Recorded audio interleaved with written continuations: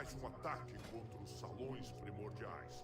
Rompam suas fileiras e espalhem todos aos ventos. Preciso chegar mais perto.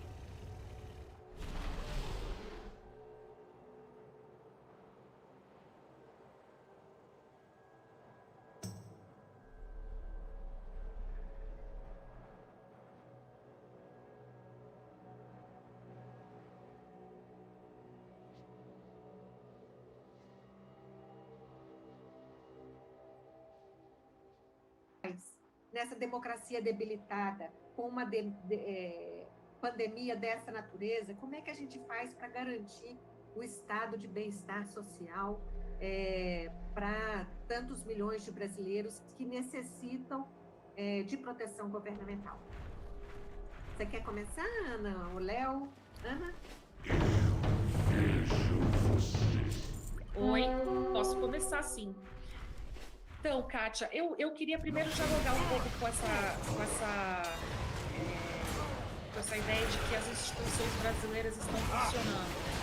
Eu tendo a achar que a gente não tem as nossas instituições brasileiras funcionando já há algum tempo. E se você pensar no presidente da República como uma instituição, né, é alguém que vai para o Twitter e que vai para a televisão e que faz pronunciamentos antidemocráticos, né? Acho que talvez a principal instituição que não está funcionando nesse momento é a presidência da República. Então, quando eu falei, por exemplo, do fechamento, da cassação dos conselhos, de algumas corporações, quando eu falo, por exemplo, de você limitar alguns desses conselhos, diminuir a participação social desses conselhos, também estou falando de instituições que não estão em pleno funcionamento. Porque quando a gente pensou a Constituição Federal, a gente pensou essa Constituição de forma a garantir algum nível de participação social a partir de entidades representativas de classe, de segmentos, de áreas. E a gente não tem isso hoje funcionando no Brasil. E aí, quando você também tem um presidente que ataca diretamente a liberdade de imprensa, eu também acredito que tem um problema de funcionamento das instituições.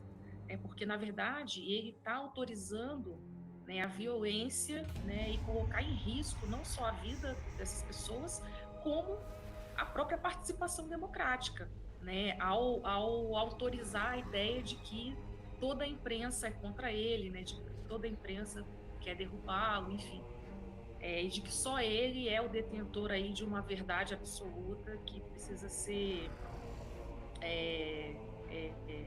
difundida.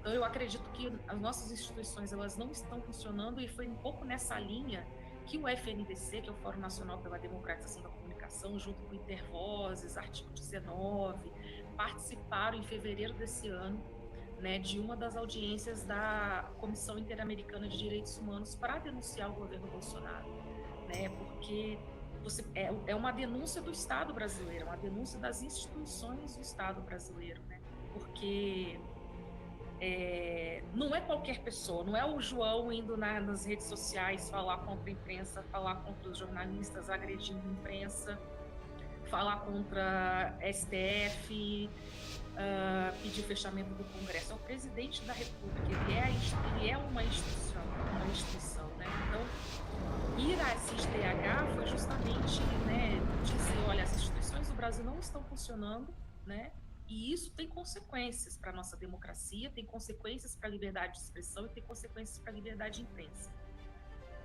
Sobre as desigualdades, é exatamente isso. A pandemia, ela escancara todas as desigualdades que a gente vive no Brasil, sejam elas de raça, de cor, sejam elas de classe social, como trouxe o Léo aí na fala dele, nesse exemplo dos aviões enfrentados, as desigualdades de gênero, porque nós sabemos que são as mulheres que, em momentos de crise humanitária e de saúde pública, são chamadas, né, a cuidar dos seus familiares. Então, a mulher que já tem uma tripla jornada, né, é ela que está cuidando da família nesse momento, é ela que está muitas vezes, né, desempenhando um papel de cuidar da mãe e dos filhos, e do tio que adoeceu, fazendo comida, levando comida. Então, as desigualdades históricas, né, como você disse, nós sabemos quem são os mais vulnerabilizados nesse momento, né? Se a pandemia, se o vírus chega no Brasil por uma classe média alta, né, que viajou para a Europa, nós sabemos que é quando ele chega nas periferias e nas favelas que ele tem maior chance de se propagar. Todas as condições de habitação, de moradia, de renda estão colocadas ali. As pessoas moram mais próximas, têm mais dificuldade de fazer isolamento. Tem a questão dos trabalhadores informais, que, né, para o ministro eram invisíveis, né? Os 52 milhões de trabalhadores que se cadastraram aí no auxílio emergencial eram invisíveis. Invisíveis só se for para ele, porque o IBGE já tinha dado no ano passado que, além dos 13 milhões de desempregados, nós tínhamos 32 milhões de trabalhadores informais, alguns como mês, né? Então, se você soma os 13 mais os 32, você passa de 55 milhões de pessoas que não conseguem formar de trabalho. E muitos desses trabalhadores informais precisam ir trabalhar, porque eles voltam para casa, voltam para as suas quebradas, né, com algum dinheiro para fazer a compra daquele dia e do dia seguinte. Então, o que eu tenho falado um pouco em relação à desigualdade e à pandemia no Brasil é que o isolamento ele passa a ser um direito. As pessoas têm que ter o direito ao isolamento. E isso você não garante se você não tiver um Estado forte, como o El colocou, porque o Estado precisa regular a garantia desse direito. Então, ele precisa, por exemplo, coibir a abertura do comércio. No Espírito Santo, onde eu fiquei durante um mês, a pressão das federações comerciais está enorme, assim como aqui em São Paulo, junto ao governo Dória, né, para reabertura de comércios como venda de roupas, venda de sapato, que não tem absolutamente necessidade de estar funcionando nesse momento, a não ser para garantir a permanência e a manutenção das próprias empresas. É claro que algumas empresas vão falir, algumas empresas vão ter problemas de continuidade, mas nesse momento a gente tem que olhar para o direito do isolamento do cidadão e garantir a sobrevivência desse cidadão. E lá na frente a gente pensa uma política pública, né, para ajudar principalmente pequenos e médios empresários, comerciantes a retomarem os seus negócios. O que acontece no Brasil é que a gente está tendo uma inversão de prioridades, né? As pessoas primeiro querem, eu digo, né, os representantes dessas grandes confederações comerciais e industriais, primeiro querem salvar os seus CNPJs, né, para depois pensar no CPF das pessoas, nas vidas das pessoas. Então, hoje eu acredito muito que a gente tem que falar de direito ao isolamento quando a gente pensa, por exemplo, no município de São Paulo, na cidade de São Paulo, em que o Bruno Covas colocou aí um rodízio de veículos e que isso não garantiu a diminuição de pessoas circulando na rua, garantiu a diminuição de carros, mas não a diminuição de pessoas. As pessoas passaram a usar o transporte público, né, e aumentaram sua presença no transporte público. Por quê? Porque elas estavam sendo obrigadas a ir trabalhar. Então, onde que o Estado entra nesse momento para dizer assim, não vai trabalhar? Né? Onde que o Estado entra para regular essa situação e dizer as pessoas, os cidadãos e cidadãs brasileiros têm direito ao isolamento, porque neste momento o isolamento internacionalmente é o mais reconhecido como garantidor aí da preservação da vida ao coronavírus. Então, acho que a gente tem que pensar um pouco sobre isso, né? Hoje a gente fala de home office, das pessoas que conseguem trabalhar em casa, mas são justamente as pessoas que têm direitos. As pessoas que não têm direitos, os negros, os favelados, os periféricos, as mulheres, muitas vezes, essas não têm direito ao isolamento. Elas estão tendo que ir buscar o pão de cada dia, ora pela informalidade, né? Ora porque são obrigados pelos patrões. Léo. O microfone, que deixou o microfone. Olha, completando um pouco o que a Ana falou, eu estava escrevendo agora de manhã sobre isso, por causa da pouco da forma como a sociedade brasileira tem... Como o Estado brasileiro está preparado, como ele recebe esse tipo de coisa. É claro que o presidente Bolsonaro, de uma maneira geral, acho que primeiro é necessário dizer que ele é uma exceção global, né? São 3 ou 4 governantes mundiais que agem que nem Bolsonaro com relação ao trato da população. Até o seu herói norte-americano, Donald Trump, pelo menos mesmo Boris Johnson, eles em algum momento deram, pelo menos do ponto de vista retórico, um cavaleiro de pau, porque perceberam que a realidade ia atropelá-lo. Só que o Bolsonaro, ele é adepto de uma outra coisa, da ideia de que se a realidade vai atropelar, você fuzila a realidade. Então, você tortura a realidade até que a realidade grite aquilo que você quer ouvir. Então, que a realidade grite o quê? Que um remédio inócuo para o tratamento da doença é a grande saída, que a quarentena, na verdade, que está salvando vidas, o número de mortes poderia ser muito maior, e na verdade ela está salvando vidas, só que no discurso, na narrativa dele, a quarentena está matando, porque, como disse mesmo Osmar Terra, né, seu guru científico, ficar em casa contamina mais do que ir para a rua, segundo ele, como se as pessoas não fossem para fora e voltassem o tempo inteiro. Então, ou seja, é difícil, na verdade, trabalharmos com um governo em que critérios científicos, parâmetros, fatos, pouco importa. O que importa é o objetivo que o governo quer impor a esse processo, ou seja, salvar o mandato do Bolsonaro, fazer com que o impacto econômico de tudo isso seja menos grave para as pretensões de reeleição dele em 2022 do que a morte das pessoas. Ele acha que a morte você pode simplesmente vender com o fato de que era uma praga do Egito e acabou, e culpa de governadores que pessoas morreram, e vamos tocar o prato para frente, idosos morrem e por aí vai.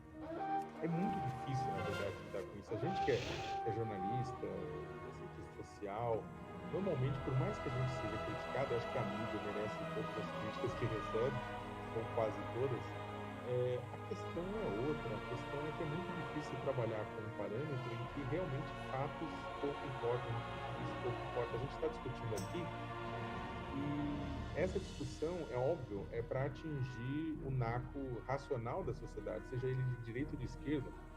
Só que a gente está, em último caso, em última hora, a gente tem uma barreira que o governo não trabalha com uma lógica racional. O governo trabalha com uma lógica que melhor lhe aprover seus interesses, melhor couber os seus interesses. E se a narrativa não cabe, dobra essa narrativa.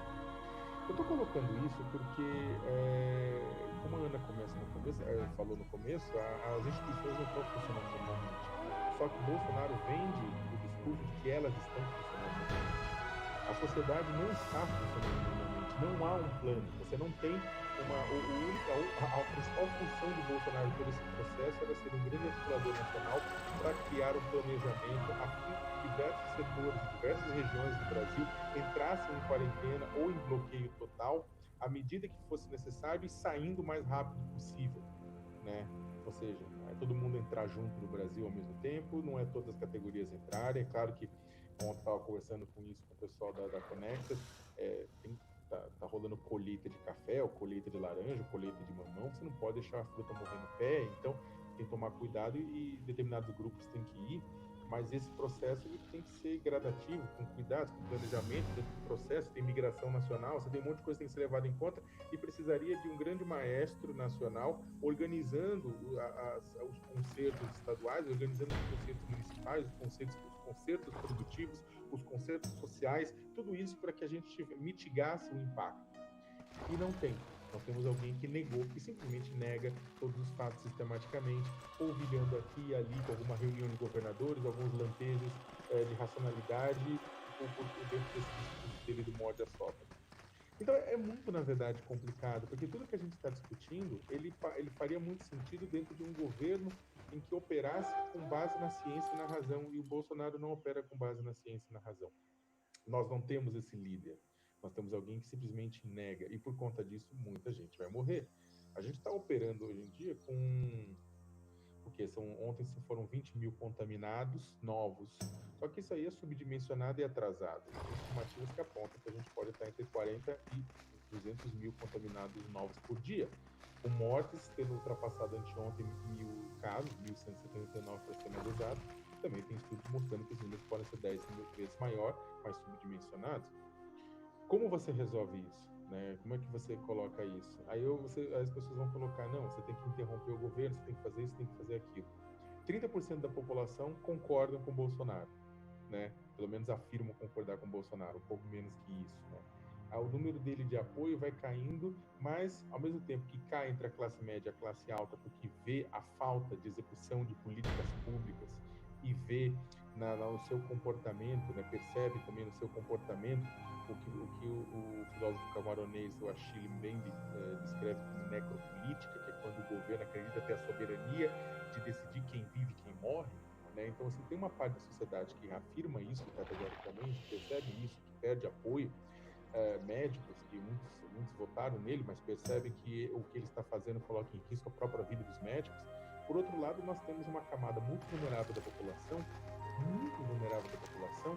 que não era a favor dele, mas que com o pagamento do auxílio emergencial de R$600 por mês, né, que, repito, não é mérito dele, né, mas é mérito do Congresso Nacional, mas por conta desse pagamento, né, eles começam, na verdade, a transferir um apoio.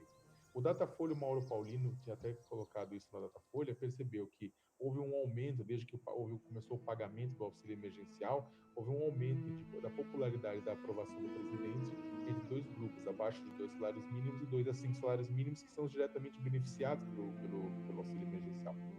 Né? Você está chamando o pessoal de burro, de que faz coisa por trás de dinheiro? Não, eu estou bem pelo contrário. A população brasileira é extremamente pragmática. Quando o PT sofreu a enxurrada de denúncias por conta do mensalão em 2006, o Lula foi reeleito, né, tendo mais votos que teve no primeiro turno e no segundo turno. Por quê? Porque a economia estava voando em céu de brigadeiro. O pobre, ele é pragmático nesse sentido. E aí o pessoal está sendo pragmático nesse sentido, tá? Transferindo apoio. Então, ou seja, como é que você faz, como é que você vence esse cálculo de um país extremamente pobre, como todos os dados que a Ana colocou? Como é que você vence essa situação? Um país extremamente pobre, extremamente frágil, extremamente vulnerável, com um presidente que sabe de tudo isso e que joga com essas camadas populares e joga nesse momento de desespero, né? Porque é o seguinte, com 30% de popularidade, o presidente não consegue fazer um autogolpe, mas ele também não consegue, a oposição não consegue aprovar um impeachment, né? Então, e esse impasse? O problema desse impasse que a gente vive hoje é que pessoas estão morrendo. E não só, o problema desse impasse que a gente vive hoje é que você fortalece determinados grupos de ódio e de violência na sociedade, determinadas narrativas, e ao mesmo tempo você vai justificando sobre essa justificativa um governo que acaba colocando a conta no lado dos mais pobres. O Guedes está diuturnamente defendendo os encargos trabalhistas, que os encargos de INSS, que a conta de INSS seja transferida dos empresários para toda a sociedade através de uma nova CPMF. Né? Ou seja, o nosso sistema de seguridade social, que é tripartite, governo, trabalhadores e empresários, ele ficaria com o governo, trabalhadores e povo, em geral. Inclusive, todo mundo vai pagar essa conta. Então, eu acho que, para finalizar, algumas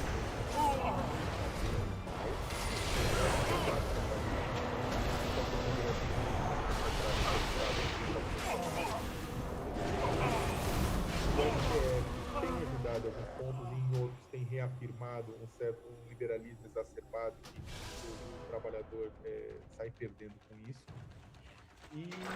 Só que ao mesmo tempo a percepção de democracia está erodindo. É claro que no momento de pandemia as pessoas ficam desesperadas. A grande pergunta que a gente tem é que se Bolsonaro não conseguir fazer o que quer de retornar a situação para sua condição normal, o que ele vai fazer é promover o caos, né? E dentro em cima do caos, ele pode tomar determinadas medidas que institucionalmente colocam a república em xeque, né? Colocam a democracia em xeque. Ele já falou estado de sítio, já falou um monte de coisa, né? De possibilidades, assim, sem nominar, mas falando de possibilidades e lembrando do caos, Forças Armadas e caos. Eu não sou adepto das teorias de que está rolando já um golpe, etc. Não, mas é claro que ele também dezembra o fato de que se houver um caos generalizado, ele sai ganhando com isso. sai ganhando bis. Ele pode simplesmente baixar regras e ter um governo, como diria o Paulo Arantes, lá do filósofo da USP, ele coloca, ele fica preocupado com relação a essa dimensão populista autoritária do Bolsonaro. E eu acho que essa pandemia é uma ótima oportunidade para ele dar um checkmate nas instituições que ele não conseguiu dobrar. E aí dobrou Procuradoria da República, Polícia Federal, COAF, Receita Federal. Ele não consegue dobrar totalmente o Tribunal Federal e o Congresso Nacional, que são a chefia dos outros poderes, por enquanto. Nossa, foi ótima a fala de vocês e tocou em algumas das perguntas que a gente tinha aqui, referente até essa questão do impeachment, né, do impedimento, de um possível impedimento do Bolsonaro, também o tema da necropolítica que foi trocado. O nosso tempo está acabando, eu queria pedir para vocês fazerem os últimos comentários, mas tratando de uma das questões que apareceram aqui para nós, que é o papel da mídia nisso tudo, né? Tanto o papel da mídia como um poder e concentrado, como bem disse a Ana, o papel da mídia na redução das desigualdades e o papel da mídia nesse contexto da Covid-19. E aí, já pedindo as considerações finais de vocês. Vamos começar, Ana? Claro. 5 minutinhos. Então, a gente costuma, né, no direito à comunicação, a gente costuma dizer que o direito à comunicação, ele é um direito em si, né, porque a sociedade precisa ter o direito de se informar, de ser de informar, de ser informada, de expressar, de receber também outras formas de expressão. Então, ele é um direito em si, mas ele também é um direito meio, né, porque o direito à comunicação, ele nos garante, né, lutar por outros direitos, né, e ter garantidos outros direitos. E o que a gente vê nesse processo de pandemia é que existe por parte de alguns veículos de comunicação, né, uma tentativa de garantir que essa informação, uma informação um pouco mais qualificada, chegue às pessoas, mas no geral não é algo que a gente vê em todos os veículos de comunicação. E entra aí um debate, inclusive, que é ideológico, né? Hoje a gente vê no Brasil que existem veículos de comunicação muito alinhados ideologicamente, né, ao governo Bolsonaro, então que acabam, inclusive, distribuindo informações que não são adequadas para o momento, como, por exemplo, da cura da cloroquina. Então, tem veículos de comunicação, jornalistas, né, em veículos de comunicação da Record, por exemplo, vou citar nomes, difundindo informação de cura da cloroquina e aderindo, digamos, ao discurso ideológico.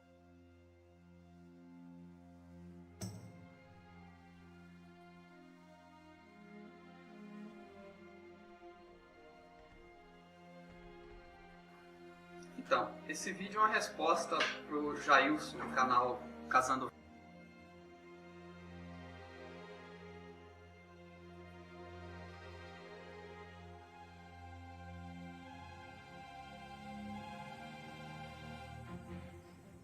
O cara fica querendo pagar de ateus.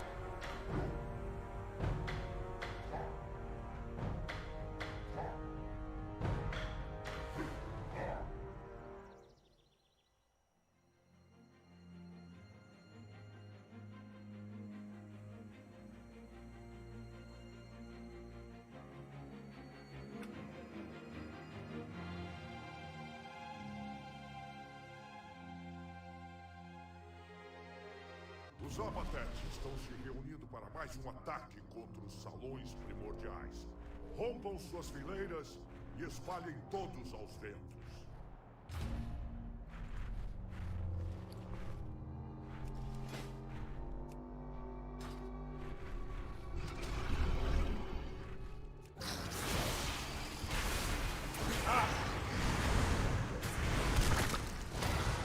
Não tem um alvo.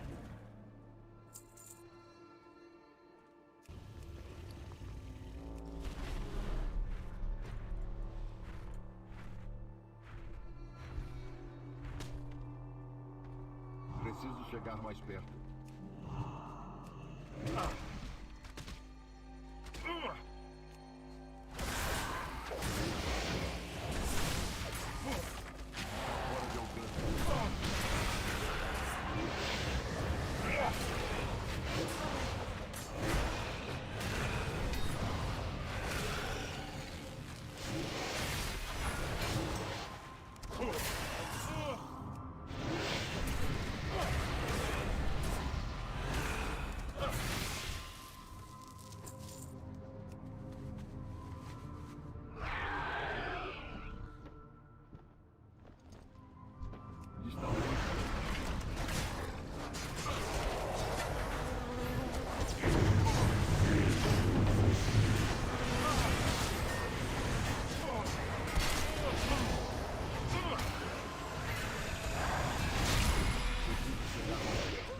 Preciso de um alvo. Está longe demais. Não tenho um alvo.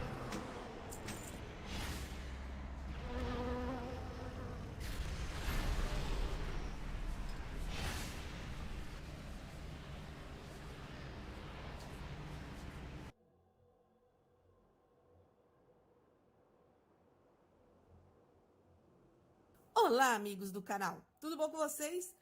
Bom, gente, toda segunda-feira lá no Instagram eu posto um speed doodle, que eu chamo de speed doodle. Eu faço desenhos rápidos com a caneta gel. Eu uso esses materiais aqui, né? Eu uso a caneta gel da Molin, essa preta que eu gosto bastante, a branca para fazer efeitos de luz, e eu uso esse lápis de cor aqui, que eu realmente adoro esses lápis de cor da Molin.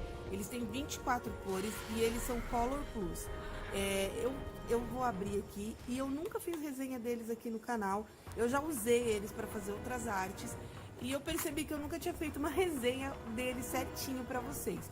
E aí eu resolvi fazer aqui porque vocês têm perguntado, quando eu coloco lá o meu Speed Doodle, vocês têm colocado muito que lápis de cor é esse. É um lápis de cor macio, gostoso de desenhar, e eu quero mostrar para vocês. Como eu uso já, ele já tá fora de ordem aqui. Então eu vou tirar aqui da caixinha, ó. E vou mostrar pra vocês as cores que vem. Ó, tem um aqui ainda. Ele tem um corpo triangular. E olha quanta mina vem no lápis, gente. Aqui já tá escrito na embalagem que ele tem uma mina de 4 milímetros. Se vocês forem ver, eu já gravei vários speed doodles. Se eu apontei, foi mais pra fazer a ponta mais fininha do que porque ele não tinha ponta, ó. Então ele realmente vem bastante mina. Olha como é grossinho aqui. E ele é macio na hora de pintar. Eu não vou fazer a cartela de todas as cores deles, mas eu vou pegar umas aqui preferidinhas para mostrar para vocês. Então aqui no corpo do lápis tá escrito Molin Super Color Plus 4 milímetros. Eu sei que tem caixa de 12 cores e 24 cores, já sabe. Gostaria que tivesse mais cores desse aqui, porque esse lápis realmente eu adoro. Então eu vou mostrar aqui para vocês algumas cores que eu gosto. Então aqui eu separei mais ou menos a ordem de cores que eu gosto, e eu acho que por ele ter 24 cores, ele tem uma mistura boa de cor. Então ele tem tons de amarelo. Esse aqui eu acredito que ele seja mais pro bege, né? Então eu vou botar aqui nos tons de marrom. Ele tem um laranjinha, um laranja mais claro, vermelho, tons de rosa, azuis, verdes o suficiente. Tem 3 tons de verde que pra mim eu acho que é o suficiente, que é um tom escuro, um médio, um claro. Tem cinza, preto, então eu acho que as cores aqui são ótimas. Eu sempre falo pra vocês que... E o branco, né? O branco eu gosto bastante. Eu sempre falo pra vocês que a gente vê se um lápis é bom no preto. Então aqui a gente... Vou dar um zoom, ó, pra vocês verem. Então o preto, ele é bem preto mesmo. Então a gente consegue identificar isso aqui. Olha só que bonito. E ele é muito gostoso. Eu tô usando aqui um papel que ele é texturizado. Então é óbvio que ele não vai... Aqui eu até fiz forcinha pra preencher tudo. Mas aqui que eu fui deixando mais suave, ele tá preenchendo... Ele vai ficar com os pontinhos por causa da textura do papel. Mas é um lápis gostoso, é um lápis macio. Não é extremamente macio a ponto de gastar todo o lápis na hora que a gente tá usando. Mas ele é um lápis que desliza, ele é macio na hora de pintar. Aqui nós temos o vermelho também, ó, que tem uma cor super vibrante, ó, é boa. Então é um vermelho mesmo, não é um rosinha claro, a gente consegue ver aqui pela câmera.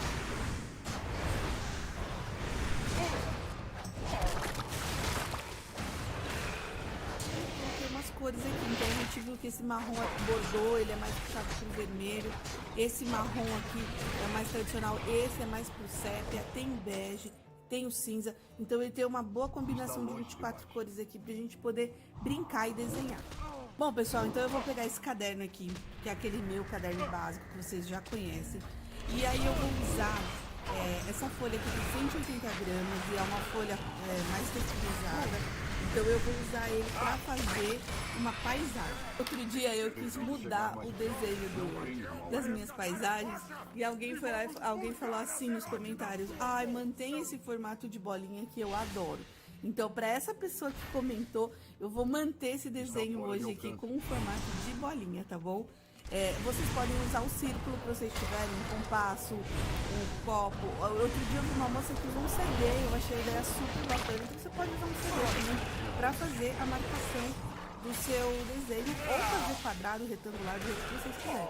Sempre falo para vocês que aqui eu faço assim, para o vídeo ficar mais dinâmico e mais rápido. Por isso que eu faço menorzinho, mas vocês podem preencher a folha que vai ficar muito bonito. Então eu vou usar aqui, ó. Eu tô usando na marca do número 8. E aí eu vi aqui, ó. Então com o próprio número 8 eu já marquei. E eu venho, eu tô usando o próprio lápis de cor, tá? E eu já fiz o círculo aqui pra cortar. Eu deixei meu apontador da molinha aqui separado. Esse apontador ele é muito bacana, não sei se vocês conhecem. Ele tem dois tamanhos de ponta. Ele é pro mesmo furo, tá, gente? Porque parece que tem um furo grande pequeno. Não, ele é pro mesmo furo, do mesmo tamanho de lápis. Ele entra o lápis triangular. E aqui ele faz uma ponta menor e aqui ele faz uma ponta mais longa. Geralmente a ponta mais longa eles recomendam para grafite, mas aqui a gente pode usar para lápis de cor também, que vai ficar bem legal. Hoje, gente, quero até falar para vocês, vou fazer uma paisagem de cores contrastantes, então eu vou usar o azul é contrastante do laranja, então eu acho que vai ficar bem bonito, vai ficar uma cor, acho que destacar bem o desenho. Ele ficaria até mais bonito se fizesse bem grande essa imagem, tá? Vou fazer menorzinho, como eu já disse pra vocês, pro vídeo ficar dinâmico. Então eu separei tons de azul, olha só, tem 24 cores, mas olha quantos tons eu não consegui separar. Isso aqui eu nem peguei o preto ainda. Então tem os tons de azul e os tons, ó, tem de amarelo e laranja. Então eu já separei e também já separei o branquinho que eu vou usar. Então eu vou deixar aqui, os outros eu vou dar uma separada. E eu já vou começar, eu só vou fazer como eu sempre ensino vocês, né? Eu vou pegar o tom, aqui eu tenho uma folhinha, então eu vou pegar o tom mais escuro do azul, e que é esse aqui, e aí eu vou começar por ele, mas eu só vou demarcar.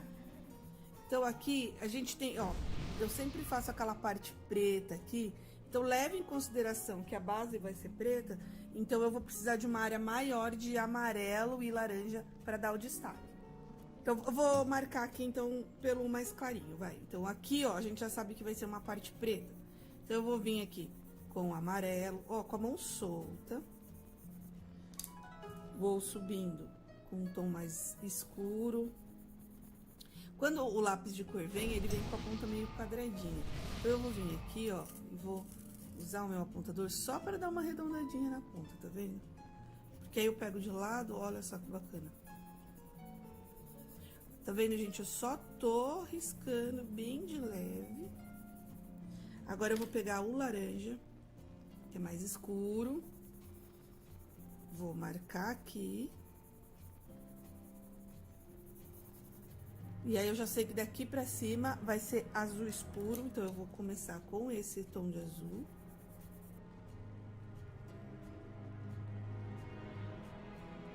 Pintura é uma pintura, é fácil de fazer, porém a gente tem que tomar cuidado com alguns detalhes. Cores contrastantes, quando misturadas, elas tendem a se neutralizar. Então, criam cores neutras. Então, tipo, se a gente misturar o azul com o laranja, ele vai criar um marrom, um cinza neutro. E se a gente misturar o azul com o amarelo, vai dar verde. Então, aqui a gente vai ter que tomar cuidado com esses detalhes. Mas isso não vai impedir a pintura de ficar bonita. Aqui, aonde ficou, já ficou marrom, tá vendo? Eu já acho que é um efeito. Então, eu vou vir aqui, ó, com o azul escuro. E já vou criando esse efeito que eu acho bonito. Já vou entrando com o azul claro. E deixando algumas partes em branco que eu quero aqui para criar esse efeito. Só vou arrumando a borda. Vou forçando a mão onde eu quero mais escuro, mas sempre tomando aquele cuidado que eu falei para vocês. O maior cuidado mesmo é do laranja, do azul não encontrar o amarelo.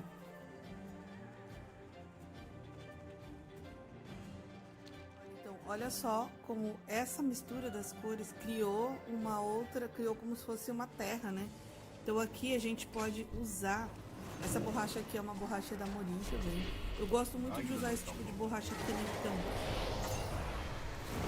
para fazer efeito. E aqui, se vocês quiserem apagar um pouco esse efeito, ou até dar mais luz aqui, ó, a gente pode vir e apagar com a borracha. Eu vou usar aqui meu pincelzinho que me auxilia.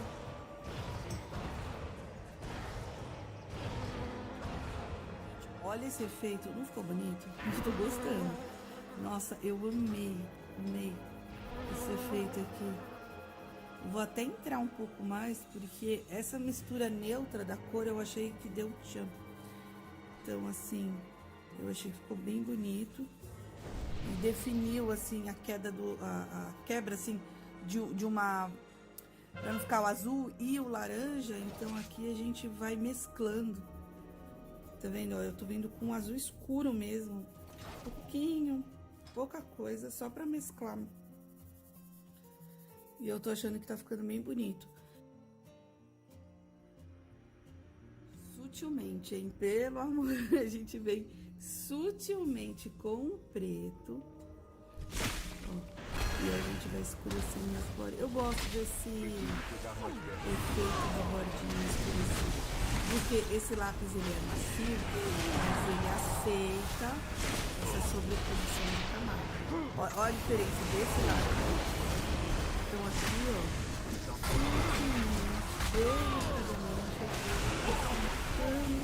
um pouquinho de preto.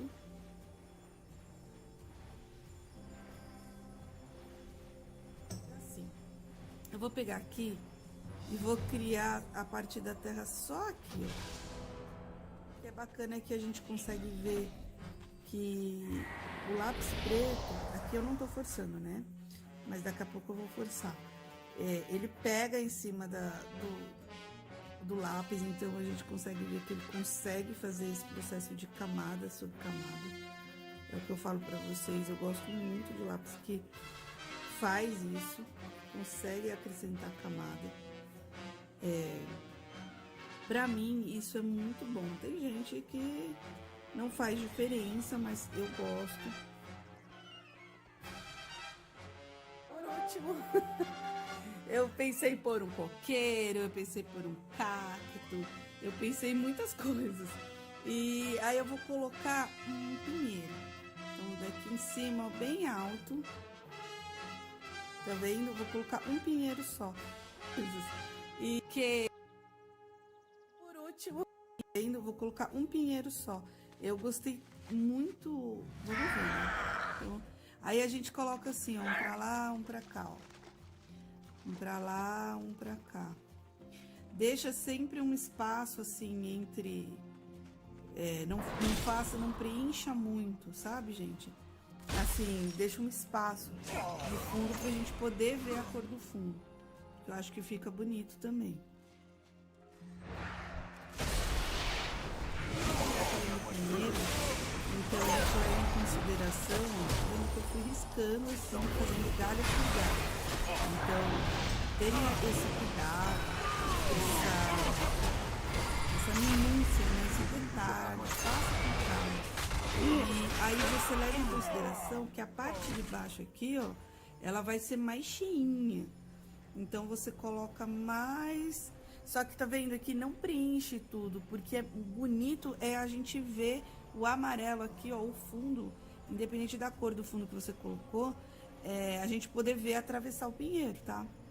Então isso aqui é legal a gente ver menos. Então aqui eu tô colocando mais preto, tá vendo? Até vir aqui, ó, vamos ver, a gente pode vir aqui também, se quiser fazer assim, a apagar uma bolinha para criar aquele sol bem sutil, ó. Isso aqui, gente, foi o que eu falei para vocês, a gente vai criando na hora. Olha só que bacana. Fui criando agora. Nem ia fazer isso, nem tinha planejado. Mas a gente vem, ó, aí a gente tira o excesso da sujeira aqui num papelzinho, para que ela volte a ficar limpa. E olha, criamos esse solzinho assim no fim de tarde. Só arrumar aqui. A gente pode usar caneta branca. Olha, eu gosto muito de usar caneta gel. Então eu vou assinar o meu desenho com a caneta gel. E aí a gente também pode, se vocês quiserem, fazer alguma parte do pinheiro aqui, ó. Acentuar, ó, que bacana. Com a caneta gel também. Porque ela com certeza ela vai destacar mais o preto.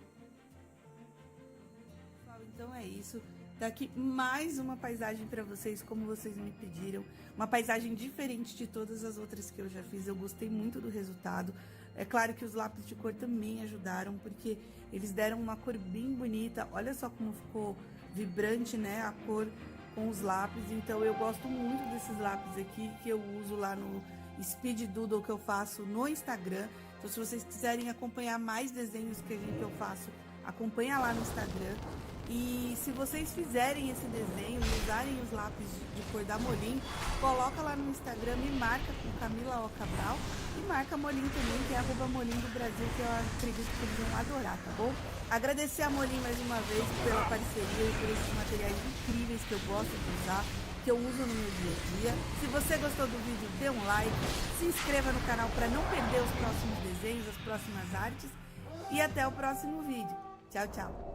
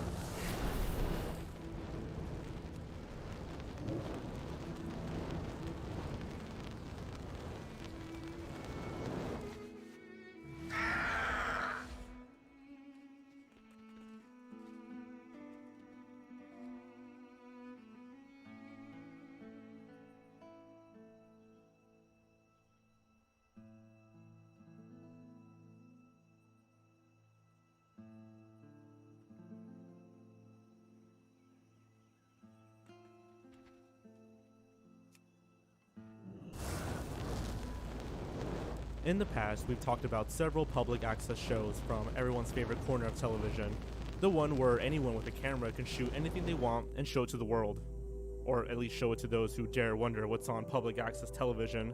Nowadays, with decent quality cameras in our smartphones, it's easy for just about anyone to make content, and we have great websites like YouTube to showcase this.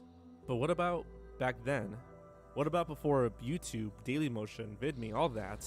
Well, that's what public access was for. And today we're counting down more of the most insane shit ever put there.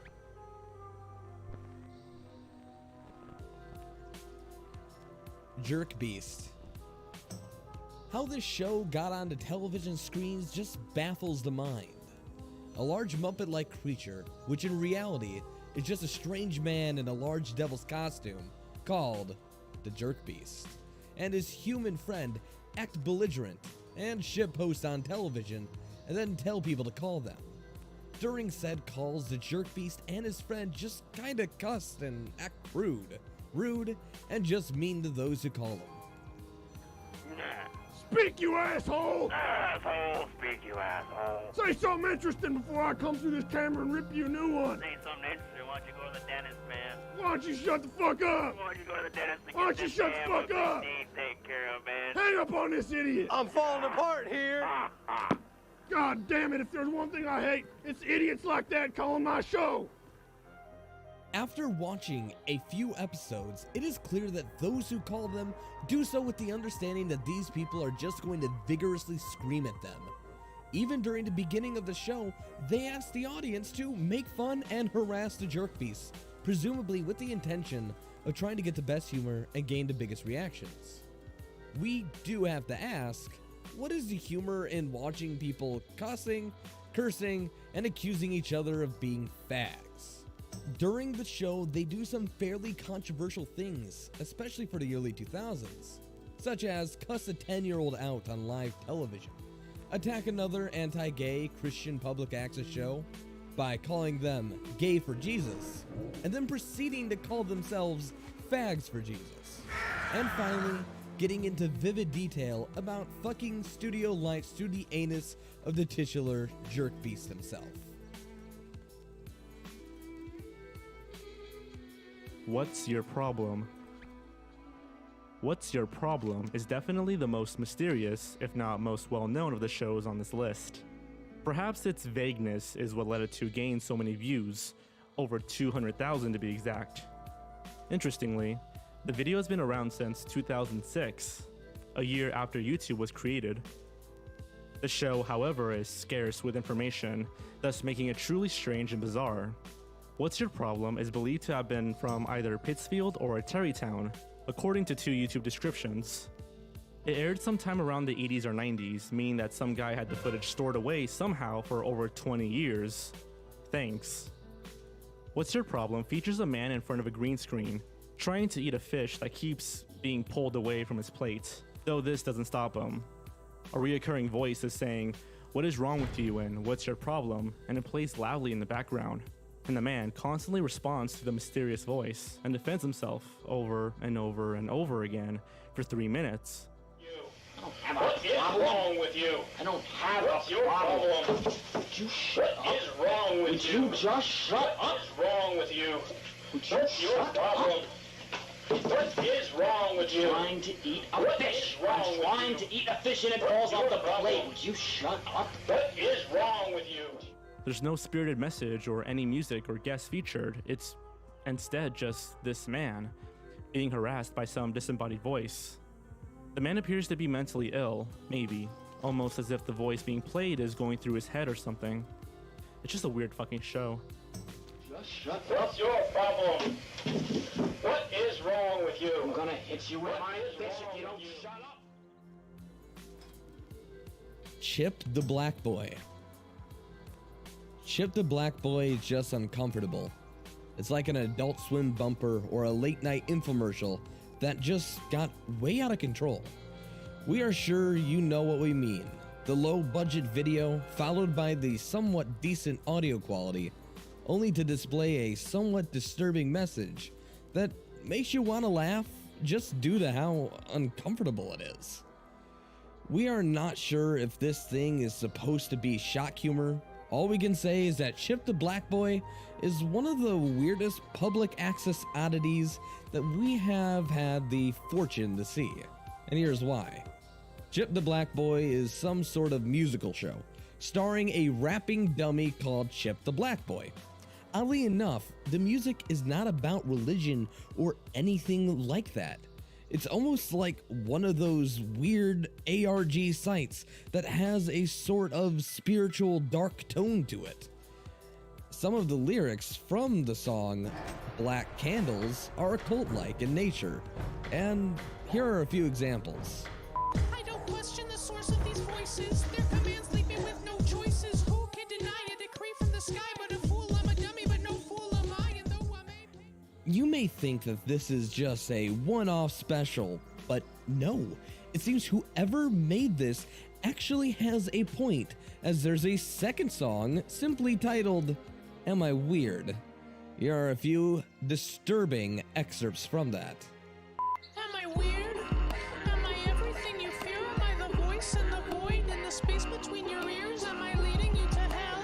While you're wishing well? Am I bolting you to heaven with a hypnagogic spell? Can you smell it? Something about these odd lyrics leads me to believe that there's something even more disturbing beyond the top dusty layer of unnerving shock horror that the show displays. Perhaps the intention was to watch the show and have us pick it apart and figure out what exactly is going on. Maybe there's a underlying story, a work of fiction, or with it being public access, perhaps the true answer is much more horrifying than anything we can speculate here. The Asylum for Shut-ins, Video Psychotherapy. Originating from Cleveland, The Asylum for Shut-ins is an extremely odd show, seemingly hosted by this puppet named the Doctor, sometimes in front of this large portrait of himself. In this episode, he commands the audience to bow down to him and to praise him, or he'll crush you with the heel of his boot. The following scenes contain more of our host giving orders and demanding leadership, intercut with random scenes of people falling and puking and shit exploding on constant repeat. I mean, some of the editing is actually pretty impressive for a public access show, but most of it is just these clips and the Doctor speaking, albeit very disturbing. Not even disturbing in a subtle, quiet way. The show just hits you over the head with its imagery. And when the show does go quiet, that's when the host begins to speak about a world gone mad, how he murdered all of his elementary school teachers, and psychotherapy stuff like that. When I tell you to clean the boot, you clean the boot. And when I tell you to march, you march until you drop and then you march some more. You must never tire. You must never grow weary. But march. March in endless toil, in endless suffering. March for me. The website is even spookier, with video diaries from the Doctor, fan mail, and hey, a gift shop. Finally, to conclude this entry, here's an excerpt from the Facebook page. The Doctor is a sadistic, power-mad ventriloquist dummy who administers doses of mind-bending video ultraviolence and savage social commentary. He delivers his demented therapy with machine gun-like collages of horror movie clips, audio and video samples fused together in a musical tapestry of terror, madness, and destruction. Coming attractions for the end of sanity.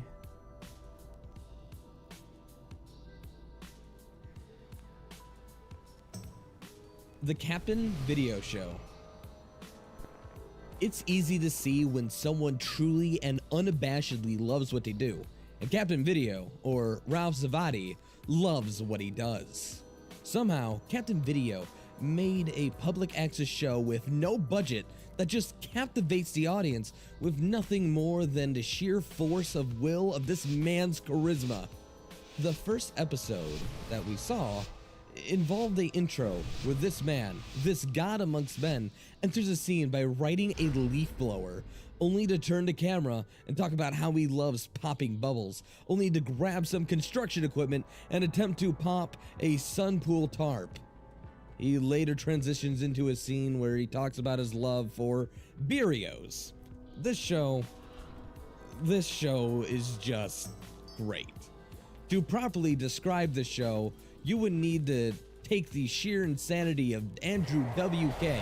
and combine it with the crude stunts and humor of Jackass.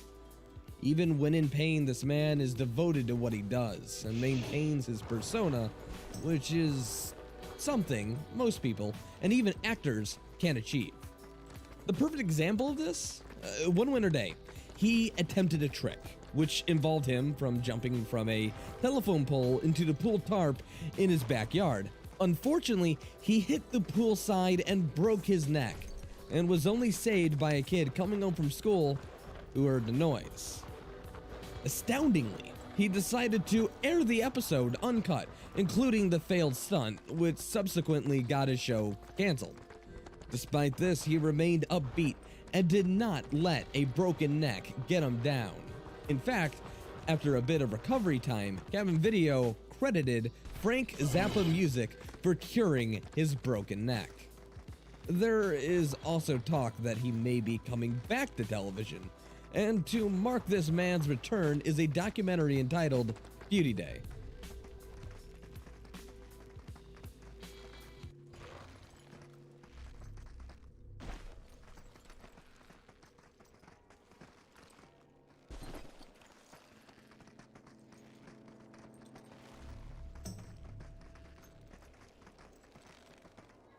Electra Elf and Fluffer.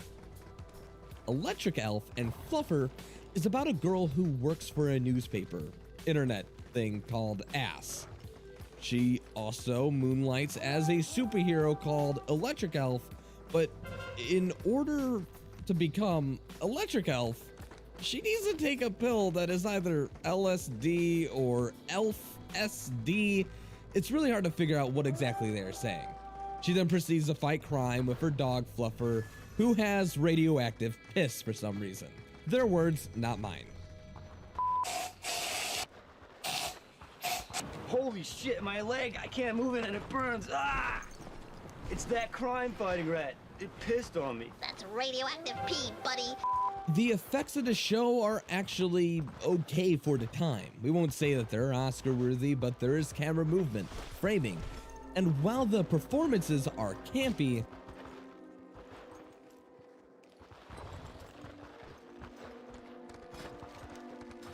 they are at the very least entertaining, unlike most of the insanity on this list. Near the end of episode 1, Electra Elf, the odd exposition-spewing factoid alien of this world, gets captured. When she gets captured, the main villain of the episode, Lucifera, forces her to eat raw mayonnaise by shoving spoonfuls down her mouth, while also having her strapped down to a table where her legs are connected to a pulley, which makes her legs get raised for some reason. After a failed attempt at contacting Professor Nerditz, she finds a nail file and remarks about how else is a superhero supposed to look this good. She manages to free herself using this nail file, despite talking loudly to herself. She only got away with this because the villains were too busy snorting a white powdery drug called Euphoria. As expected, Electric Elf beats the bad guys and makes a pun before finally making it back to her office, where a LSD drug tip happens, and it's episode 2, I guess. I don't know. The show is an oddity. It's hard to explain really anything about the show because the explanation leads down a rabbit hole that has the inevitable answer of everyone involved in this production was on drugs, so accept it.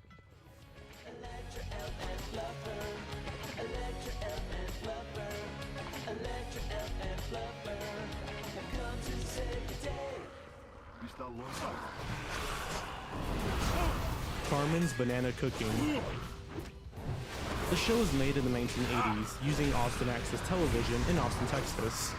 The show times for this strange monstrosity of broadcast television history was 10:30 p.m. on Saturdays and midnights on Sundays. We begin this entry with that information because talking about this show was just weird. Not creepy weird, not fascinating weird, but weird in the sense that you take one look at this and see the caked on makeup and what clearly is a man wearing poorly done, fake, oversized, prosthetic latex boobs, and think to yourself, man, can I just not watch this? Oh, there's nothing like a good old-fashioned love song. I tell you, Carmen must be in love. Hey! Welcome to another episode of Carmen's Banana Cooking. Carmen's Banana Cooking is a show that takes place in its own world that has lore and mythology all centering around bananas for some reason. Despite how bizarre and insane the show seems to be, none of it is interesting, and it's just a slog to watch as there's poor video and audio quality, and plenty of dead air that just makes this painful to sit through. Whatever demented mind thought this up could not write a script that would progress the show forward in any cohesive way. They talk with each other about magical bananas that could see the future, and sometimes Carmen sings. If I can't conceal the thrill that I'm feeling, don't blame me. Too bad it's kind of mumbled and really hard to understand. All in all, Carmen's banana cooking is one of the weirdest things I've ever seen. But sometimes it's good that these public access shows are buried under layers of years, because honestly, this thing is right at home, buried under the ground where no one has to look at it. That's not funny, that's sick. The first impression of that's not funny, that's sick is a man with wide eyes, almost look like glass, with yellow crooked teeth, set up in a dimly lit setting, saying, I like little kids. I like the look of little kids. They're so cute. Little kids, they're so cute. Little kids. Oh God, little kids.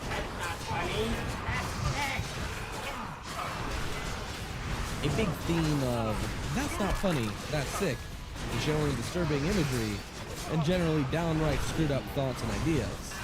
This could be in the form of a home movie like that of Kill, Kill, Kill, which is about a Vietnam veteran who hears nightmarish hellscapes, only to come home and see his girlfriend left him.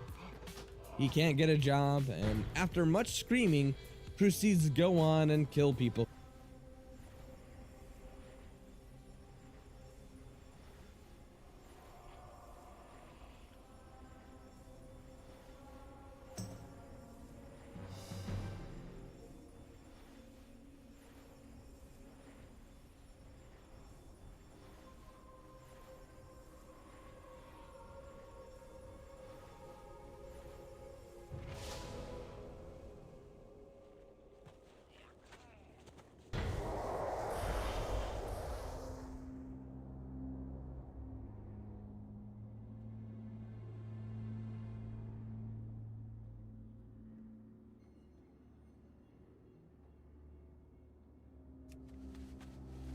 For legal reasons, several clips featured in this video had to be removed or replaced with stills.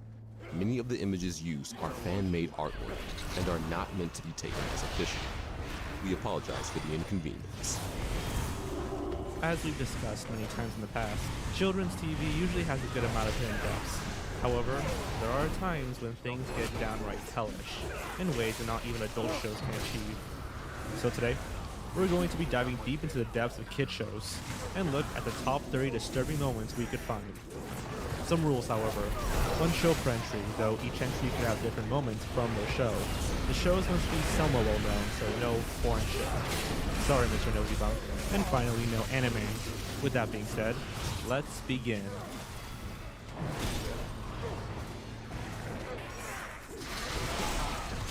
The Ultimate Enemy, Danny Phantom. Despite being a show about ghosts, Danny Phantom rarely ever gets scary. It has its moments here and there, but the ghosts are more often than not played for laughs. Surprisingly enough, the most disturbing moment in the entire series comes from Danny himself. Well, sort of. In the second TV movie, The Ultimate Enemy, shit gets real. 10 years into the future, the Earth is in ruins. The most dangerous ghost of all time is making the lives of the survivors a living hell, and that ghost is the adult Danny Phantom. The episode has a lot of time travel and convoluted explanations for how ghost forms work. Eventually, present-day Danny takes it upon himself to defeat his future self, and learn how exactly he became like that in the first place. It turns out that right after Danny travels into the future, an event takes place that turns him into this demon. This event being an explosion at the Nasty Burger that kills his entire family, as well as Sam Tucker and Mr. Lancer. Danny was then forced to move in with the only person who has a chance of understanding him, his family friend and arch-nemesis, Vlad Masters, who is also half ghost. Despite their history, Vlad treated Danny with great sympathy. Unfortunately, it didn't do much good for Danny. He asked Vlad to remove his human half, so he wouldn't have to suffer human emotions anymore. He does so, reluctantly, but now without his human conscience, Danny's ghost form does the unthinkable. He rips Vlad's ghost form out of him and fuses with it. The malice and evil inside of Vlad's ghost form is too much to handle, and it turns Danny into an irredeemable monster. What happened to my human self? Some things, my boy, are better left unsaid.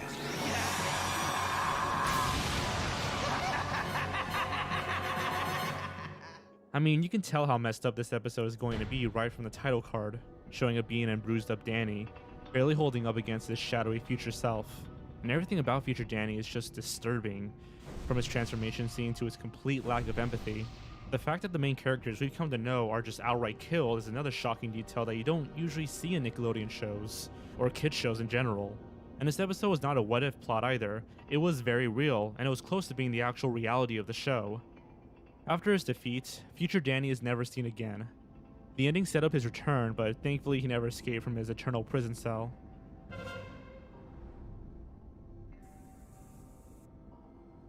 Ed's Nightmare, Rocko's Modern Life. In addition to Ren and Stimpy, Rocko's Modern Life is one of Nickelodeon's most surreal and zany shows of the 90s.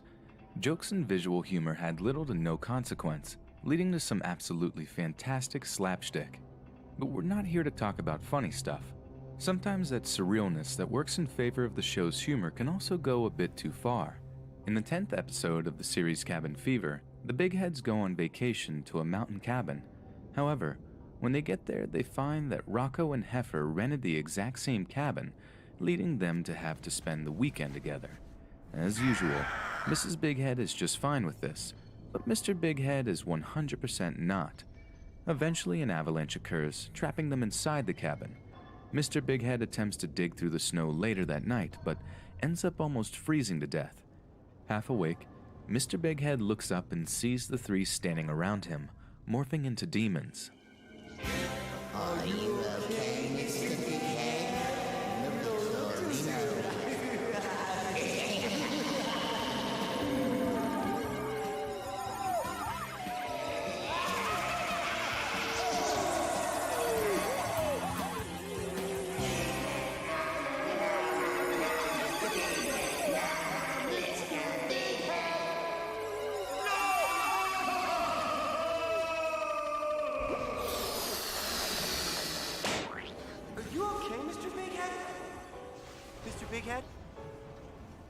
Big Head? A short, strange acid trip occurs with Big Head turned into a flower and then screaming his eyes out, literally. While this moment is short, it definitely caught many children off guard with its sudden, disturbing nature.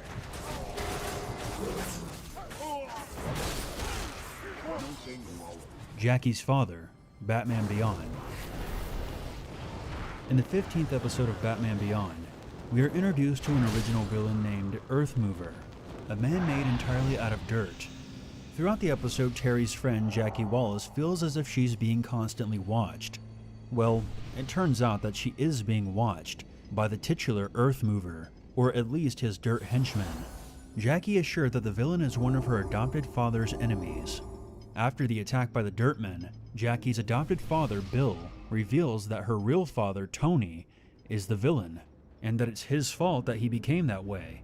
10 years prior, Bill and Tony started up a company and had to dispose of toxic waste. However, they could not afford to do it properly, so Bill dumped it into a sealed mine shaft.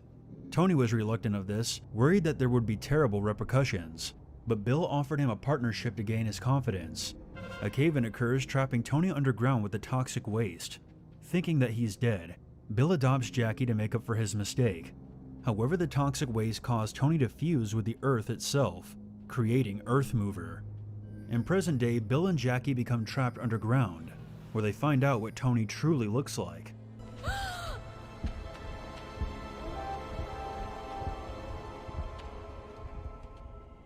You can't be, but you are, aren't you? You're him. You're my father. Yes, Jackie. And this is what the accident did to you? Not accident. Not accident. But Bill said that... He attempts to kill Bill and take Jackie back, but Batman shows up and saves the day. Another cave-in occurs, killing the Earthmover for good. This episode is not only disturbing for the look of the Earthmover itself, but also the scenario of meeting a long-lost family member who is completely unhinged.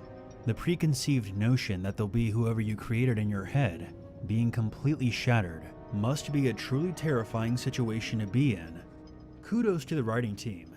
They could have easily made the adopted father the true villain and have him be a complete asshole. But instead they showed that both sides are both equally in the wrong and in the right.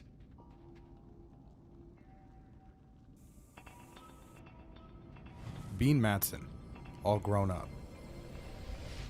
All Grown Up was a weird show. Take the Rugrats, age them up 10 years, and then put them in uncomfortable situations, like watching Tommy try to make it with a girl. It's got nothing on the original Rugrats when it comes to weird and disturbing moments. But we're here to talk about the one time All Grown Up managed to get on that level. This moment comes to us from the two-part episode Interview with a Campfire, in the form of a character called Bean Matson. Bean is a character who appears only in the special and introduces the kids to Camp Everwood, telling the tales of all things scary that supposedly took place at the camp. Tommy finds it the perfect opportunity to create his horror movie, but things get too real when kids begin to go missing. Toward the climax, it's revealed that Bean is no ordinary boy, and is in fact the ghost of a boy who died in 1871 along with other settlers due to an extremely cold winter. Bean was most likely searching for the souls of other dead settlers, and thanks to Dill and the others, he was finally able to be put to rest. But not before giving them one good scare. At the end of the episode, the gang reviews the footage they took for the horror movie, when a scene shows up that none of them filmed. Don't never got no brain or nothing.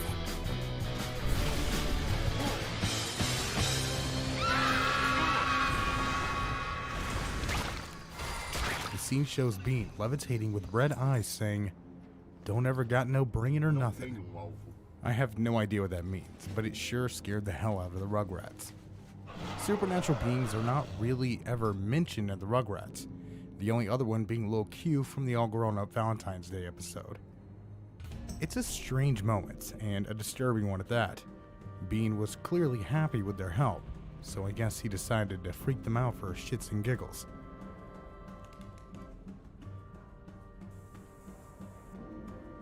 Dark Harvest, Invader Zim. When it comes to disturbing moments, Invader Zim features them in spades. Our entry from this series is disturbing for two reasons. One taking place in the context of the show, and one in real life. In the episode Dark Harvest, Zim finds that none of his organs resemble that of a human's at all, which causes problems when he gets a case of head visions and has to go to the nurse. Realizing that the nurse will discover his alien organs, Zim decides to steal the organs of humans in the school, putting inanimate objects in their place.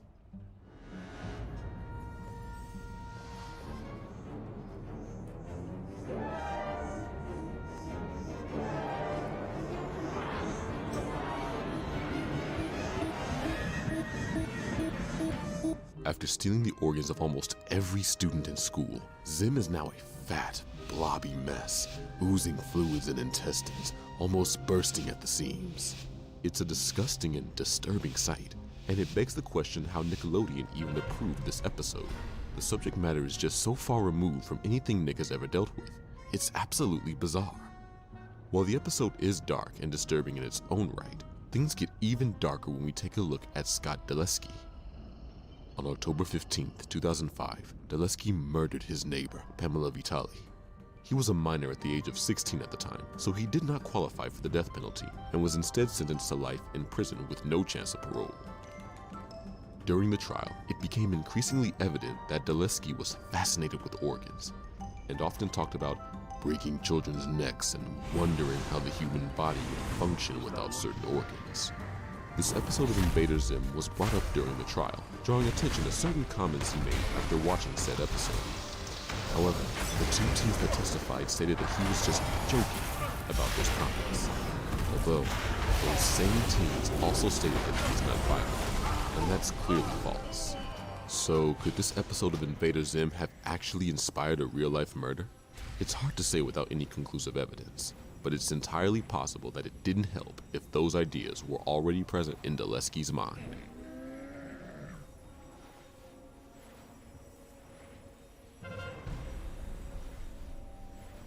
Man-Bat transformation, Bane gets too much venom, and the Joker venom. Batman, the animated series. Batman the animated series is well known for being incredibly mature and treating its audience with respect and integrity. Some heavy themes are addressed in the show, and its willingness to never speak down to kids is one of the reasons why it has become, in the eyes of many, the definitive animated version of the Caped Crusader. Of course, and not shying away from more mature and dark themes, some disturbing moments naturally come with the territory. Given how many there are throughout the series, we will be focusing on 3 of them as opposed to just 1. The first of these moments comes to us from the episode On Leather Wings. In this episode, we are introduced to the Man-Bat, a creature who is being mistaken for Batman. Man-Bat is actually a researcher named Kirk Langstrom, who was transformed into the creature after an experiment researching bats as the next evolutionary step went wrong. When Kirk reveals who he is to Batman, he then transforms right before his eyes, complete with demonic laughing, close-ups of his teeth, and his body changing while his clothes rip off to reveal his new terrifying form.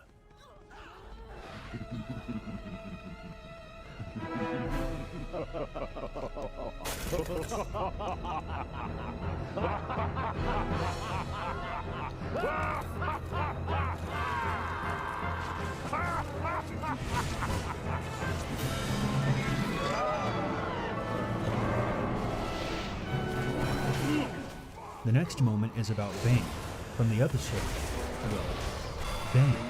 This episode introduces us to the titular character, the man who vows to break the bat. If you are aware of Bane, then you know he uses chemically engineered venom in order to become super strong. Well, in the climax of the episode, Batman breaks Bane's venom tube, causing an obscene amount to enter his bloodstream. This is far too much for him to handle, and his muscles grow to a grotesque size. All the while his veins and eyes are popping out while he screams in pain.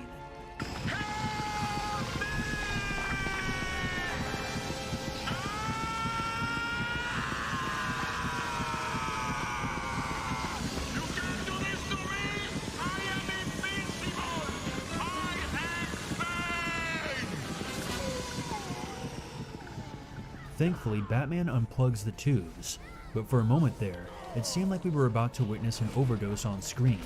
Our last moment comes from the episode The Laughing Fish, in which the Joker unleashes a toxin into the Gotham City harbor that causes all the fish to mutate into a Joker fish with a big toothy smile. Turns out the chemical is now lethal to humans, and the Joker simply wishes to trademark the fish and gain a percentage over all that are sold. A worker at the harbor tells the Joker that fish cannot be trademarked, since they are a natural resource, to which the Joker responds with a threat. Later on, the Joker follows through on that threat and sends a toxic gas into the home of the worker. Upon breathing it, the worker begins to chuckle, which slowly grows and grows into an insane laugh, reminiscent of the Joker.